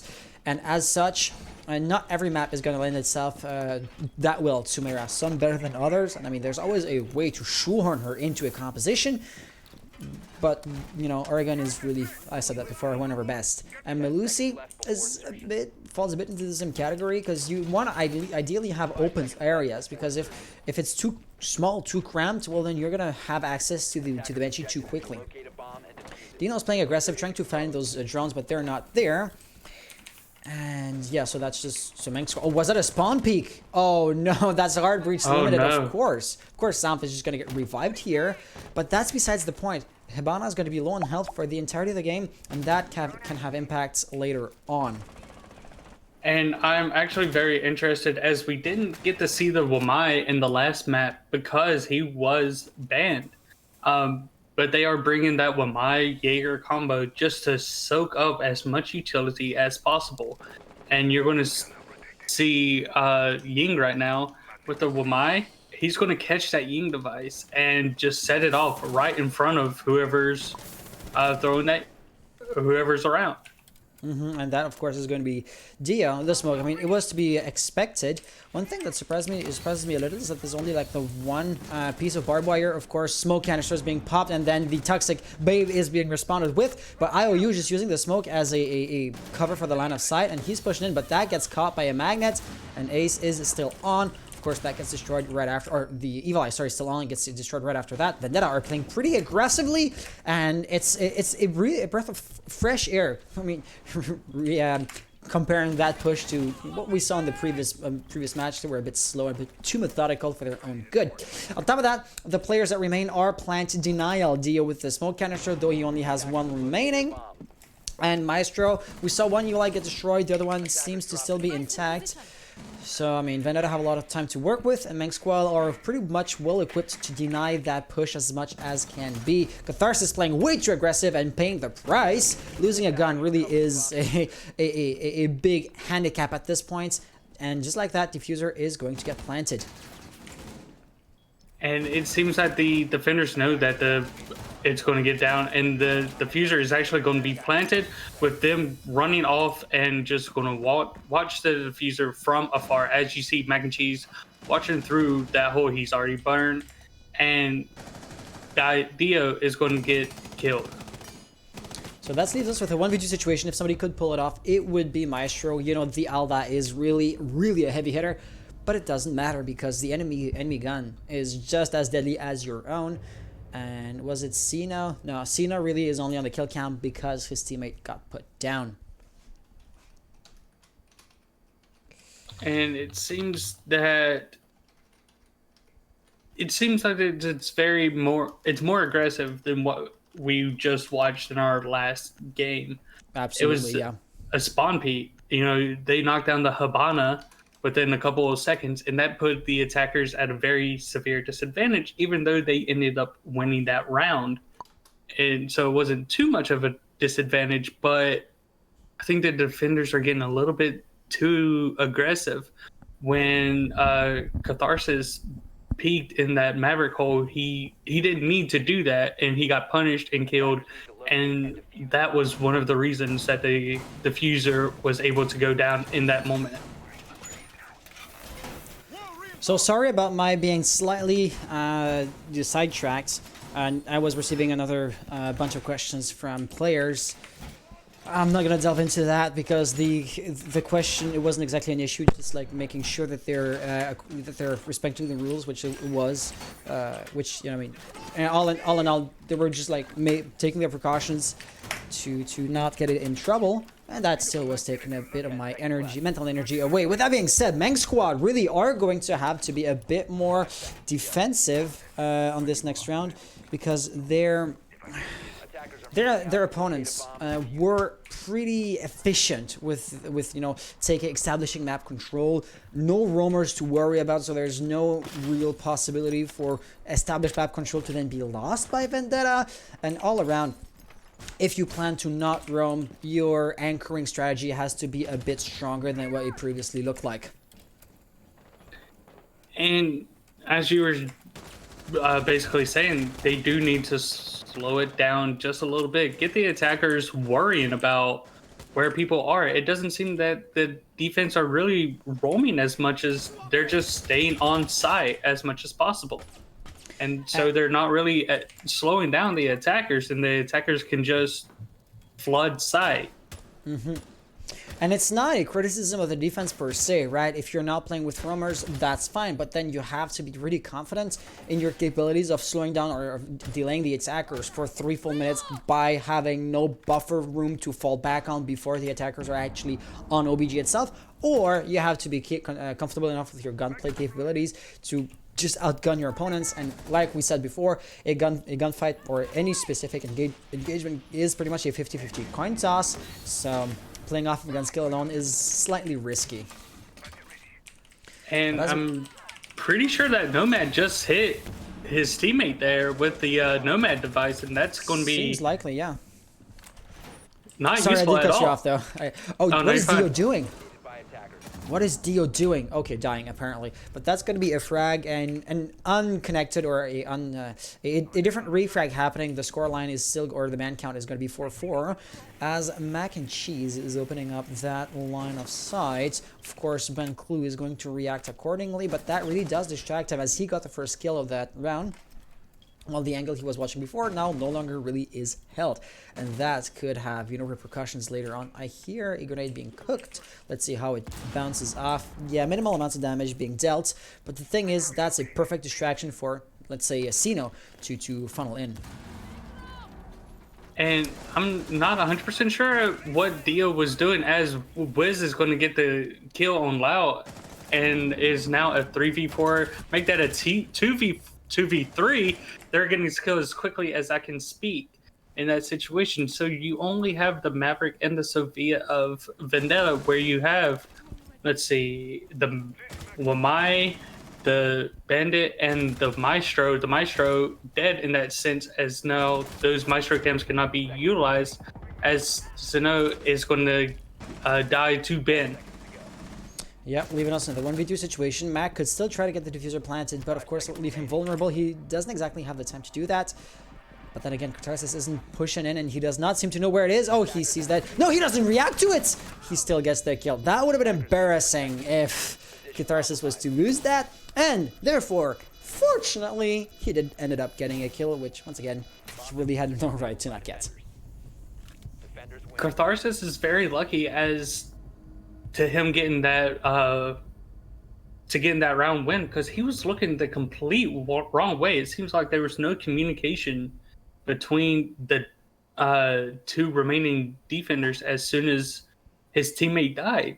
The Maverick was allowed to go in and get the plant down with 4 seconds left, when all Catharsis had to do was just rush him, kill him, and the round would have been over. So he's very lucky in that sense that he got that round win. Absolutely.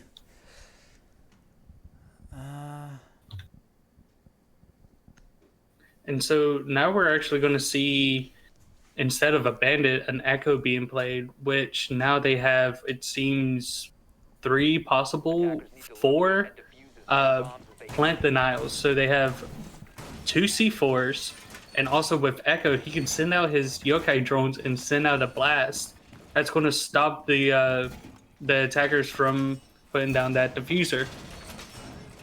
And it's also going to give them cams, but as soon as that echo is killed, nobody can no longer control the yokai devices and can send off those blasts. So it's very important that Catharsis is going to be 10 seconds left. it's going to be left alive instead of somebody else on their team. Just like the Maestro in the previous round, though of course it wasn't Catharsis playing Maestro. Not exactly sure who that was, as we're lagging a little bit. Was it Ben Clue? Or, I mean, no matter. Players within the team are swapping roles, and they're also swapping the operator used to fulfill, in that case, the plant denial role. I'm just going to open up a parenthesis and totally change subjects. I see somebody in chat, and that was in French, so that's why you probably didn't notice that. Not even if you even have chat opened. But Zug, I am so sorry for your potential maybe loss. This is a fairly personal topic, but I mean, losing a close one to COVID never is fun. And so I wish you best sending thoughts and my condolences. My condolences as well. So I feel like I can't make that subject justice by just going on a oh by the way tangent. But at the same time, the best way to distract you from it, because you said, oh, I've already talked about this enough, I can't take my mind off it. Let's get back into the game, even though I feel like I'm not making the subject justice. Dio getting the first pick on Lao. So that is going, or how do you pronounce that? It might just be me not being a native Anglophone or English speaker, but how do you pronounce IQ or Ash's name? And that's going to be dangerous. Cena, why not use the impact nade? You could get wall banged if you were to plant the thermic charge there. It seemed like he didn't know exactly what to do in that moment. He was going up there, walking away, going, and he could have, like you just said, easily just been wall banged in that situation. And he should have just used his impacts instead. But maybe he was going to use those impacts as a utility, just to get rid of the Jaeger devices and the Wamai that is possibly in the attic situation. So right here, we are going to be seeing Ben Clue being pushed back a little bit. And Caleb also making some progress. I mean, the defenders are slowly dying, not dropping like flies, but definitely being pushed back slowly but surely. And that was Ben Clue. He was at the junction between attic and, well, the bomb site itself. So right here, attackers could funnel in. There is still Catharsis, but he wasn't on the drones until very recently. And I mean, he would want to get back on cams right now as the fuse is being planted. Dino last, ace up their sleeves, is going to be too little too late and doesn't actually get the kill. Catharsis, low on health, gets 1 kill, and he is playing with fire. How much HP does he have? Well, too few, too little, that is for damn sure. And with Catharsis being the only one up, he's going to get a triple kill as he kills Caleb, and all he's looking for now is Sam. He's not exactly sure where Sam is, but with those shots, he's going to know, and it's too little too late. Sam with the clutch, killing Catharsis. in the last couple of seconds. And yeah, Catharsis was on his way to get that clutch. He didn't get it at the end of the day. And I mean, clutches by their very definition are unexpected to happen. But if you can make it, come to pass, congratulations to you. And that would be really, really good on the morale for the team that just went, oh yeah, we got that, to the team that is thinking, damn, how did we drop that round? And I feel like Catharsis could have, I don't want to say he could have won that. It's definitely, I think we said this last time, every gunfight's pretty much a 50-50 shot. But Catharsis, if he was not low on HP, I believe he could have easily won that and diffused the diffuser, which they need to come up with a better saying than that. But Hey, I'm so sorry. I have another team that's asking questions that need my attention. If I ask you to spectate, do you think you could do that? I'm so sorry. I can try my best. Do you have a controller, or do you need me to give you like keyboard controls? Keyboard controls. Let me just do that for you. I'm using a French Canadian keyboard layout, so technically speaking, if you try to chat with the players, you might find like accents and stuff a bit weird. But if I'm on the default controls, if you just hit like 1, 2, 3, 4, 5 at the top of the keyboard, it should jump you in their perspectives. Is it working? Attackers must locate and defuse a bomb. No, Doesn't it seem is to be the not. case. God damn it. Wow. Okay, that is really unfortunate. Yeah, so if I just keep in whoever's position, in whoever's POV, and can you do your best from there? I'm really sorry, chat. Once again, I'm a bit swamped, and this is no excuse, but yes. A bomb has been located. If we stay in Zamf's POV, is that good enough with you?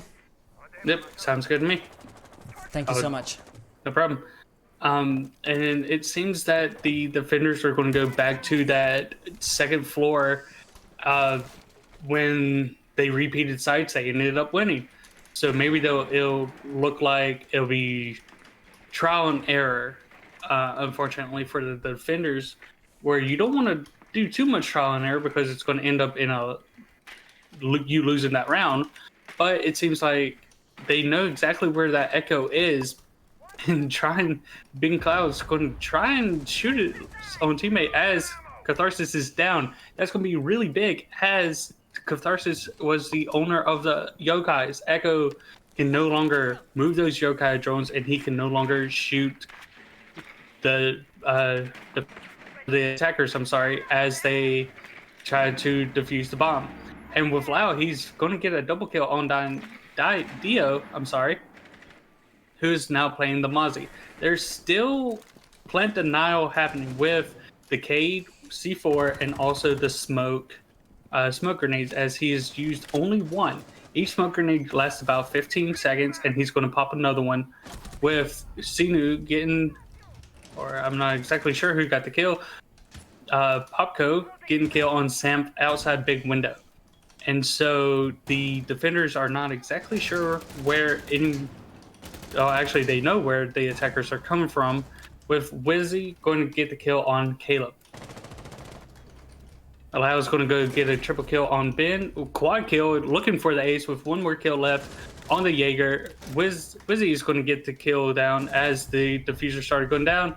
Mac and Cheese is going to take out Wizzy, and that is going to be an attack round for the attackers.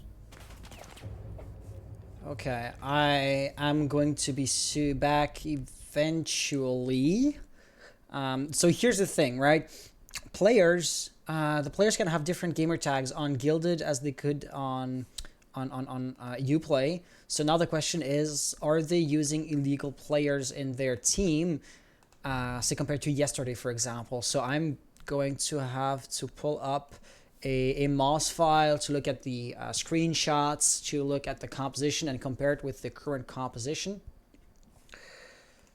And so I'm sorry for the delays this might cause, but it kind of is going to be a necessary step. But hey, I'm just, you know, I'm not making a secret out of the fact that I'm only listening to you like partially. But you seem to be doing well, to be doing fine, because, you know, as far as background noise is concerned, it is, you know, pretty decent to listen to. It doesn't feel too jagged or too, you know, full of hesitations and that kind of stuff. So congrats, I guess, even though I, once again, do not know what I am talking about. Let me. Yeah. And I just want to point out, as the defenders are getting their setup phase going on, we're actually going to be seeing a zero come in. I haven't seen many zeros being played as of lately, and with zero, you can use him as either to shoot through the reinforcements and get yourself an extra camera, or what I've actually seen him being used for is a utility dump, as Jaeger will hit. Jaeger devices will shoot Zero's cameras out of the air as well.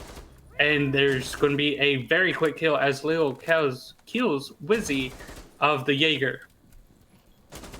And it seems that Ben Cloud is just going to be making some some peek holes as to watch somebody come down those stairs. It seems like he might know that somebody is down there, and he's just getting ready for whoever come down those stairs to try and punish them and get a simple pick. And it looks like there is a Nomad using her Nomad devices, and Nomad is pretty much going to be their flank watch. And we haven't really seen much of a roam game from the defenders, so it's kind of a double-edged sword. It's possible that they could be roaming, but you never know, as Mac and Cheese is going to take some bullets from a location. And with 1:45, the attackers, I feel like, have actually made very good progress as to taking sight, as Ben Cloud is trying, and there goes Dio down, and Ben Cloud is going to try and pick him up without taking too much damage, and Dio is going to be picked up by his teammate.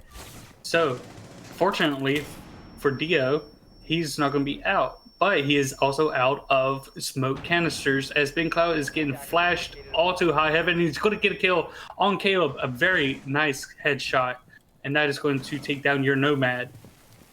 And Ben Cloud, he knows that there's a Maverick out there, and I'm not exactly sure why he decided to peek that situation at that time. He should have known that somebody was taken down, and it is now a 3v2 situation in favorable of the attackers. There's going to be a grenade that goes out, but it's going to be called by the ADS. And it's now a 3v1 situation. The defenders are struggling, and Lau with the final 2 kills. And another attack round, making it a 4v... or not a 4v3, I'm sorry.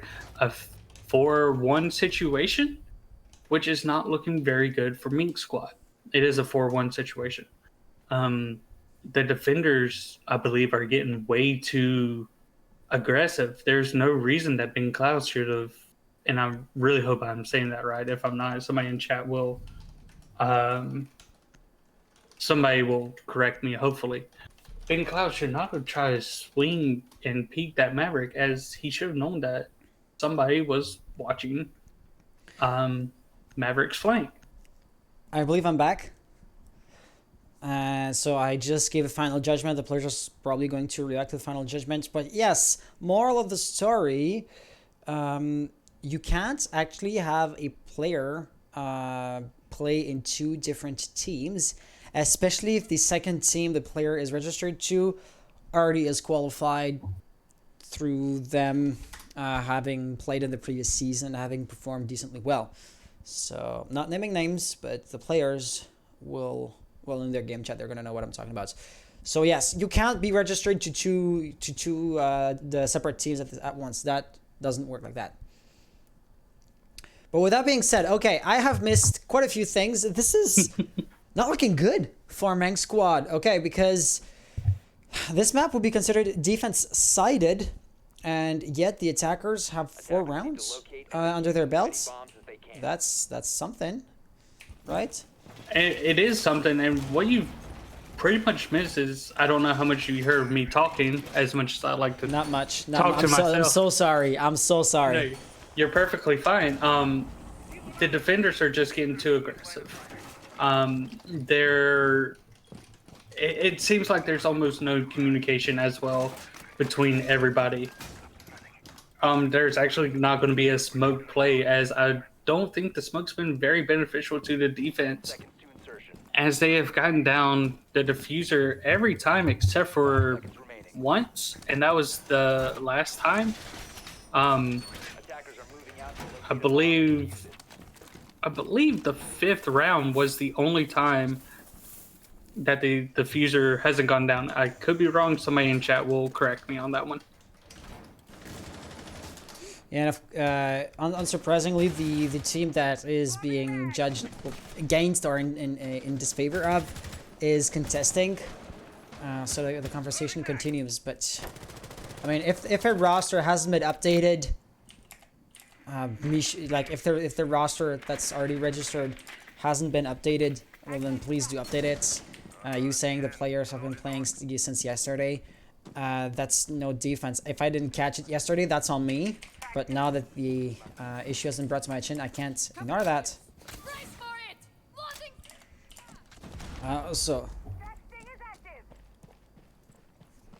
Yeah, sorry, once again, I'm just gonna be kicking you into like one POV and leaving you there. And you're perfectly fine, as it seems that whoever's playing the Maestro Dio is going to be taking a lot of damage as he tries to block off that reinforcement, so the attackers have even more of a hard time getting in. Don't believe he got the reinforcement up, and so Wizzy is going to be taking a lot of damage and almost dead, as the defenders are just having a hard time struggling to take on this attacking situation. Mac and Cheese is going to be taking some damage from the hatch, I believe, that has been cated, as he's trying to Maverick open up that hatch, make it easy for the attackers to watch from above. Catharsis knows that there's going to be people out on that L-shaped balcony, and he's just going to wait for eventually, as Dio takes out Mac and Cheese. And now the gunfights are ensuing as a minute's left. Ben Cloud is going to go down, and as Dio goes down as well. It is a 3v4 situation with Vendetta looking not too bad still. The defense, again, I feel like they're struggling. And there goes the C4 rip, as Wizzy is going to take down and make it a 2v4 situation, 2v3 situation, as Lau takes down. And it is just Trade City as the defenders finally get a win, making that their second win as we go into the half. With Oregon being more defender-sided, I'm very interested to see how Vendetta, if they're going to be aggressive, or if they're going to play it passively, or if the other team, Mink Squad, is going to be aggressive. I have a feeling that they're going to want to try and put Vendetta on their back foot as much as possible. And again, with the ace being banned, we're actually going to see different hard breachers come out, and instead, Mink Squad is going to be bringing the Thermite. The Thermite only has 2 exothermic charges, which can open only so much as compared to the Maverick. The Maverick just has his blowtorch, and if you're a good Maverick player, you can get maybe 2 reinforcements open. That's being very generous. You have to be really good. But with that Thermite, and if he wastes those Thermites, or if he's taken down early, it's going to be very unfortunate for the attacking squad. They are going to bring the Maverick, but he's going to have to be very good at Maverick taking down those reinforcements. We're going to see the Legion and the Valkyrie. The Valkyrie is going to be giving them as much information as possible, as much as he can, and it seems that there's going to be a spawn peek situation trying to go on, but nobody's going to take damage from that as Legion rotates back up to the second floor. Okay, so I have poked another admin. If he could, you know, take that situation off my shoulders, that'd be amazing. He did offer himself yesterday, but I'm not sure if he's like at his computer at the moment, so we'll have to see. But yeah, positive thoughts, happy thoughts. So let's look at this. Let's look at this push here. I mean, this is the typical setup, right? You're gonna have Maverick pushing up, we're trying to open up that wall, and now Zamph, the roamer, the slow, methodical, sneaky roamer. There's no claymore here, I believe. Of course, there's no nomad. There's might be a drone, and there is somebody in the stairs, but that silhouette just turned around. Sledge is dead. Maverick likely to follow. He has the torch in hand. He does follow, and that is going to be a massive arm to the push being shut down and denied. On the other side of the map, however, the remaining Mank squad guys have been making better progress. But that's as far as, you know, hard breaching is concerned. That natural cell likely to get a kill if it doesn't get shut down mid-air, which it does not. 2v5 situation. I would say Vendetta are looking pretty good at this point. Yeah, as soon as the Maverick and the Ash went down, it was, I don't want to say it was all over about the crying. As you can see that Caleb's going to get the final kill, making it a flawless round, as Vendetta is just dominating Mink Squad at this point. It's what, 5-2? Yep, 5-2, with Mink Squad starting on defense, and it just seems like there's a miscommunication going on. Something is just not clicking with Mink Squad, or maybe everything's clicking with Vendetta. They are going to go to the basement, they being Vendetta, and not much of a difference between their defense hold as compared to Mink Squad. They are going to again bring the Valkyrie, as she has those black eyes and also the C4. Have I already told you that you are literally saving my butt right now? Because I feel like I haven't said this enough, truly. I am trying my best to keep the people entertained. So I feel like it's also helping me out, because this is my second match casting for this league. True. And it's been a while since I've casted. So basically what I'm saying, chat, go easy on me. I'll get better, I promise. Chat is actually not roasting your butt right now at all, and that's another thing which I had not laid an eye on in a few minutes. Nobody said anything in chat lately, so it's perfect. It's all good. I did take 2 years of French, and I remember hardly any of it. So reading some of it, I kind of can pick up some stuff, but also I cannot pick up anything at the same time. But it seems that Vendetta is going to try and get a very early pick on that construction site, as they know that people is going to be coming from that location. And they had the Goyo there to, one, obviously get the kills, and the smoke to help him out. The Goyo shield can be popped, or what people say is popped, at any second to slow the attackers down even more. And the smoke can smoke them out, slowing them down, and maybe giving the round to Vendetta. Vendetta's is playing how I would expect them to play. It's a 5-2. We go to 7 rounds, or not 7 rounds, but you have to win 7 rounds unless you go into overtime. But that's a different story. As we get there, they're going to want to take it slow, make the attackers come to them, take down the points, as that shield is going to get popped, and Goyo is going to be forced to retreat. Then Cloud actually gets a kill with a frag grenade on one of the defenders, and Goyo is going to take a lot of damage. It is now a 4v3 situation, as there's just kills all over the place. 4v2. Cloud gets a headshot on Cloud, and it's quickly a 2v2 situation. Can Goyo get a kill with that C4? No, he cannot. It is now down to the Goyo of Sino and the Cade of Xanth going up against Dio and Popco. They have basically retreated and gave them being the attackers, I'm sorry, the bomb site of B. That way you know that that's exactly where they can plant. They can't plant in A. You know about where they're going to be. The Cade's going to be constantly giving them pressure in the bomb site, but there's still 35 seconds left. 35 seconds is a lot of time. That Nomad's going to shoot a Nomad and hopefully stop any rotates that the defense can do. And as I'm saying it, he is currently stalled right there, as it seems like they are trying to get the diffuser down with 15 seconds remaining on the clock. And Sano is going to get a headshot, but downed at the same time. Sam gets the final kill. He's debating on whether to go pick up his friend. He's going to pick him up, and then they are going to go defuse the diffuser together and win that round, making it a 6-2 situation.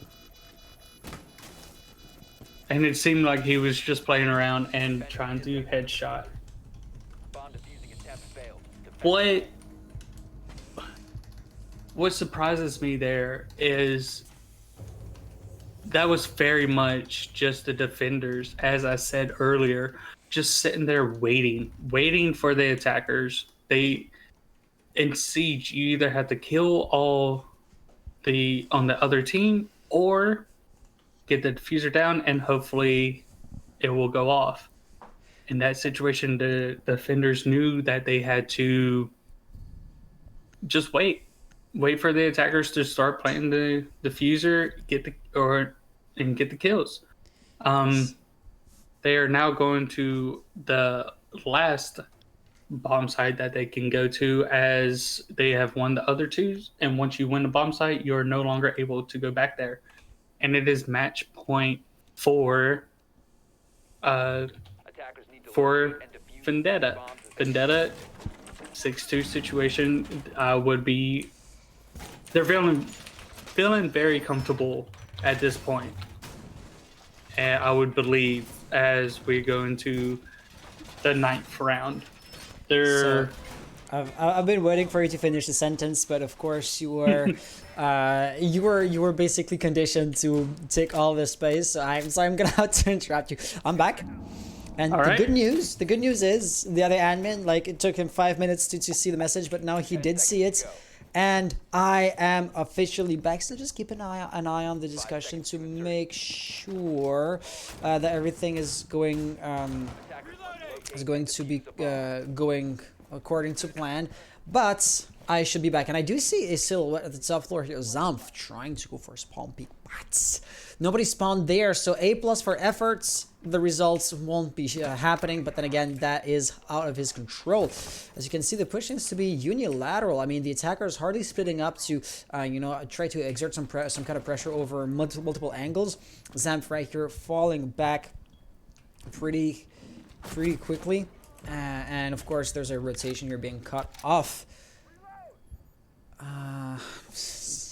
So still keeping an eye on the other chat, and wow, the players seem to be irate. And I'm gonna say one thing: being disrespectful to the admins is not going to help your case. With that being said, okay, I'm gonna be shutting this down because the guy's taking care of that. Let's see what we have here. Catharsis, breaching the wall. That is, of course, the expected course of action. You may also want to breach the wall above because, of course, having control over hatch might be really good.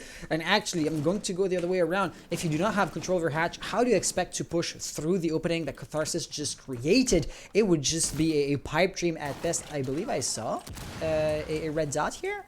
Did I just...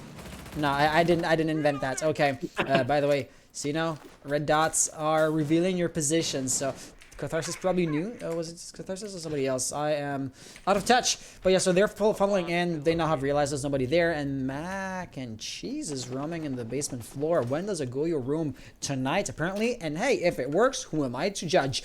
But at the same time, 1 minute remaining on the clock. The attackers seem to be not exactly scrambling, but going back and forth, right? They were big tower, now they're rotating by garage. Now there's still Sino right there who's going to get another kill.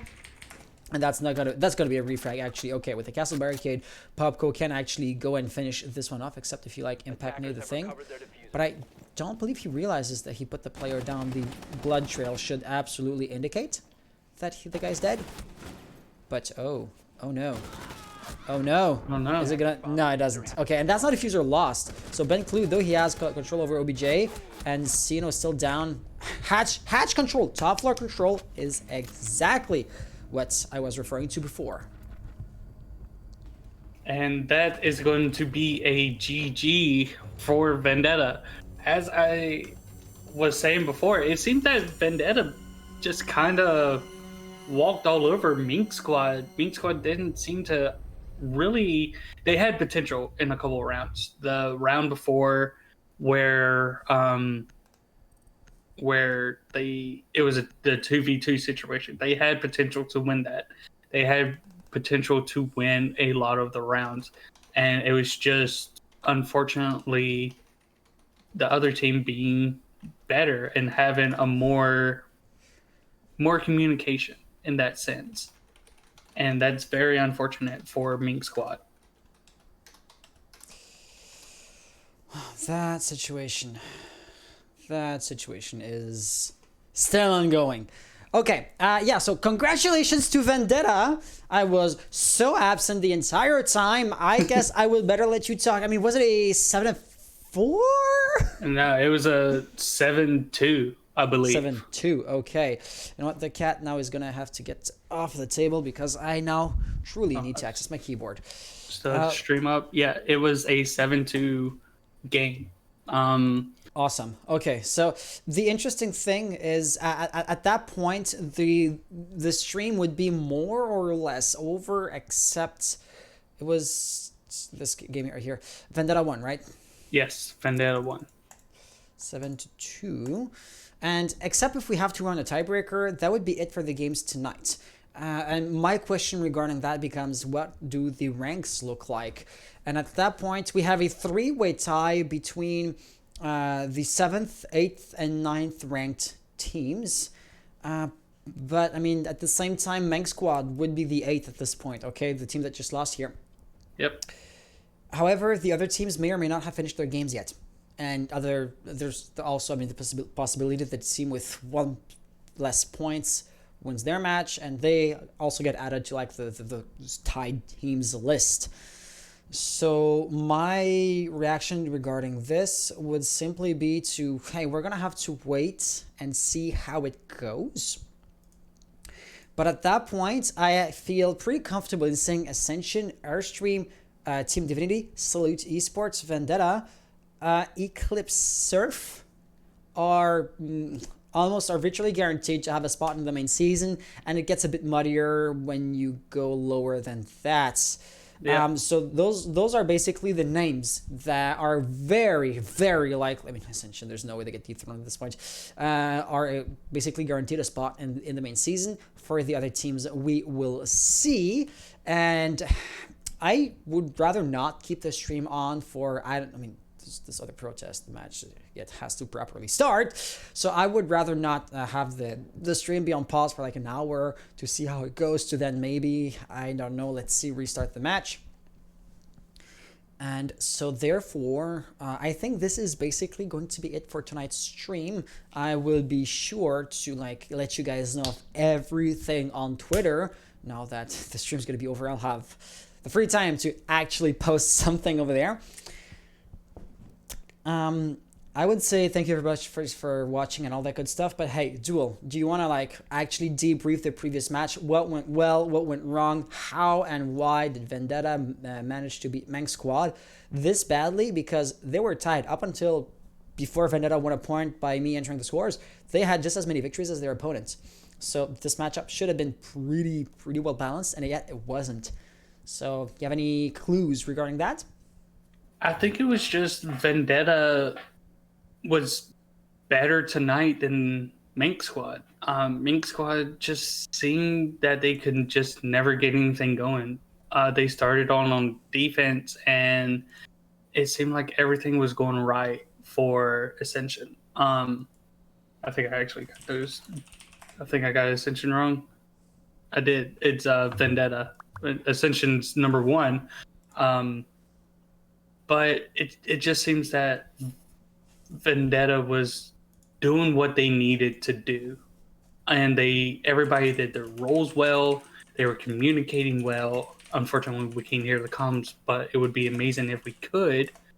But Mink Squad they just could not get anything going. Their decisions were a little shaky. Their shots were missing, and like I said, the other team was just overall better. Maybe they were just having a better night. Maybe they ate their Wheaties in the morning. Maybe they had their Gatorade, their G Fuel. I don't know. But overall, it just seems that Vendetta was just the better team tonight. And so, with that being said, I mean, the players are even asking me, what about tiebreaker? Once again, it remains to be seen. There's 3 matches remaining. The one between Imperia and Dyna, the one between Salute and Divinity. Both of these teams are absolutely in the playoffs, in the main season. Sorry, so there's no question or there's no hesitation there. Imperia and Dyna. What about them? Imperia and Dyna. Imperia's ninth. Imperia. So Imperia. Okay. And Dyna is 7th. So I guess. Oh, so both of these teams. Okay, so both of these teams are tied for 3rd place.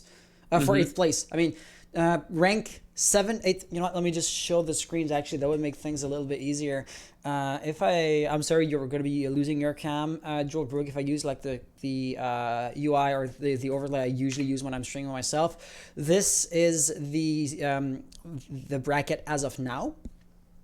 And so basically, once again, these teams right here, 7, 8, 9, are tied with 2 points. Dyna and Imperia are actually playing against each other. So the winner is going to be kicked out of that 3-way tie. I mean, necessarily, right? So that will leave us with only 2 teams with 2 points remaining. Meng Squad, of course, we casted their match, and therefore they are going to be finishing the qualifiers with 2 points. The only other potential, and let me just make sure. Ortis and Pew Pew Squad are playing against each other, so necessarily one of these 2 teams is going to be gaining another point, and one of these 2 teams is going to be adding to the 2-way to the 2 points tie. So, except if my logic is flawed, which do tell me if it is, I expect there to be a 3-way tie, which would then be pretty hard to break with a single tiebreaker match. Yep, and it seems, because as soon as, let's say, Team Dyna wins, they're going to be a 3-2. They're going to be better. They're going to have 3 points. And if Pew Pew or Ortsit, either way, one of those teams winning. So they're just replacing the other team. So, there will be a 3-way tie for, I believe, what do we say, 8th place? 8th place, yes, correct. So 7th, 8th, and 9th would be all sporting 2 points. Yep. And with this qualifier, there's 12 teams compete, but only 8 can go. So we will have to try and figure out who that 8th team will be.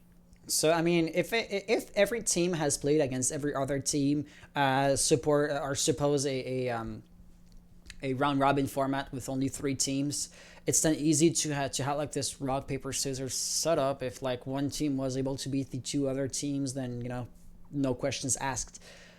However, this is no round robin formats, and Meng Squad haven't played against. I'm just gonna say, say Imperia win and Pew Pew win. Imperia stays on 2 points. Imperia wins, so Dyna stays on 2 points, and Pew Pew wins, so they gain another point, so they now are at 2 points. These 3 teams haven't played against each other. If I look up, for example, Meng Squad's history, they have not played against Pew Pew, and Nope. Was it Ortis, the other one? Yes, it was. Okay, so Meng have played against Ortis, but I mean, once again, and they won, by the way. But I mean, we're talking hypotheticals. That's if Ortis were to beat Pew Pew. If Pew Pew wins, well, then Rank hasn't played them. And I mean, we're delving down a rabbit hole which is unlikely to retain the viewer's attention. So I guess we're gonna be leaving it at that. I mean, I could just go on because I'm a nerd. But yeah, I think we're gonna be cutting it short here. If there is a tiebreaker needed to be run, we'll run it off stream because, I mean, I don't want to be keeping you guys for like 40 minutes, once again, due to the protest. The one match has yet even to begin. So that's going to be the end of the stream. Thank you so much for having been here. Most of the teams we already know are going to be participating. For the other few, well then, small details here and there. With that being said, Duel, you have just given me roughly 3 hours of your time. Do you want to plug yourself? Because that's the least I could do for you. Yeah. Follow me on Twitter. My Twitter is my actual name. So it's Shawn, SHAWN, DEESE with the number 1. And I also do every now and then stream on Twitch, and it is Duel Rouge. So you watch the G and the U, so it's DUALROUGE and the number 1 if you want to follow there. And I'll hopefully be back streaming here soon when I'm not doing this.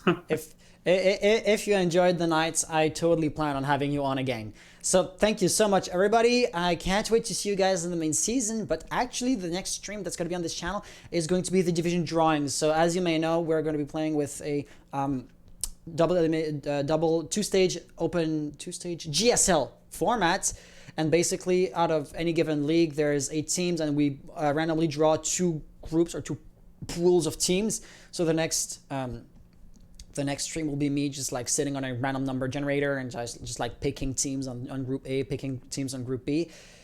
So that's going to be also like a chatting and just like answering the community, answering your questions, kicking off the season on a good note. That's going to be the next stream, but it basically is going to be in context with the main season. So with that being said, have an amazing rest of the night. See you again in next week, actually, in roughly next week, in 1 week time. And with that being said, have an amazing rest of the night. See you then, and take care. And I'm stretching it out because I don't have the button ready. And good night. Bye-bye.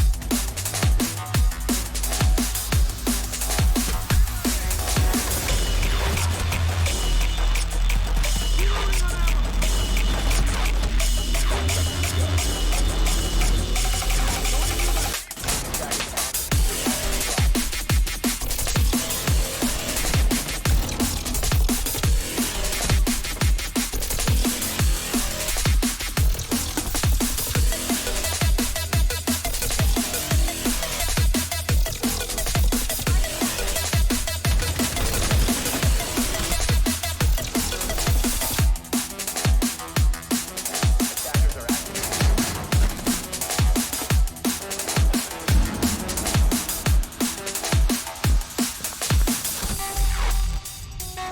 15 seconds left.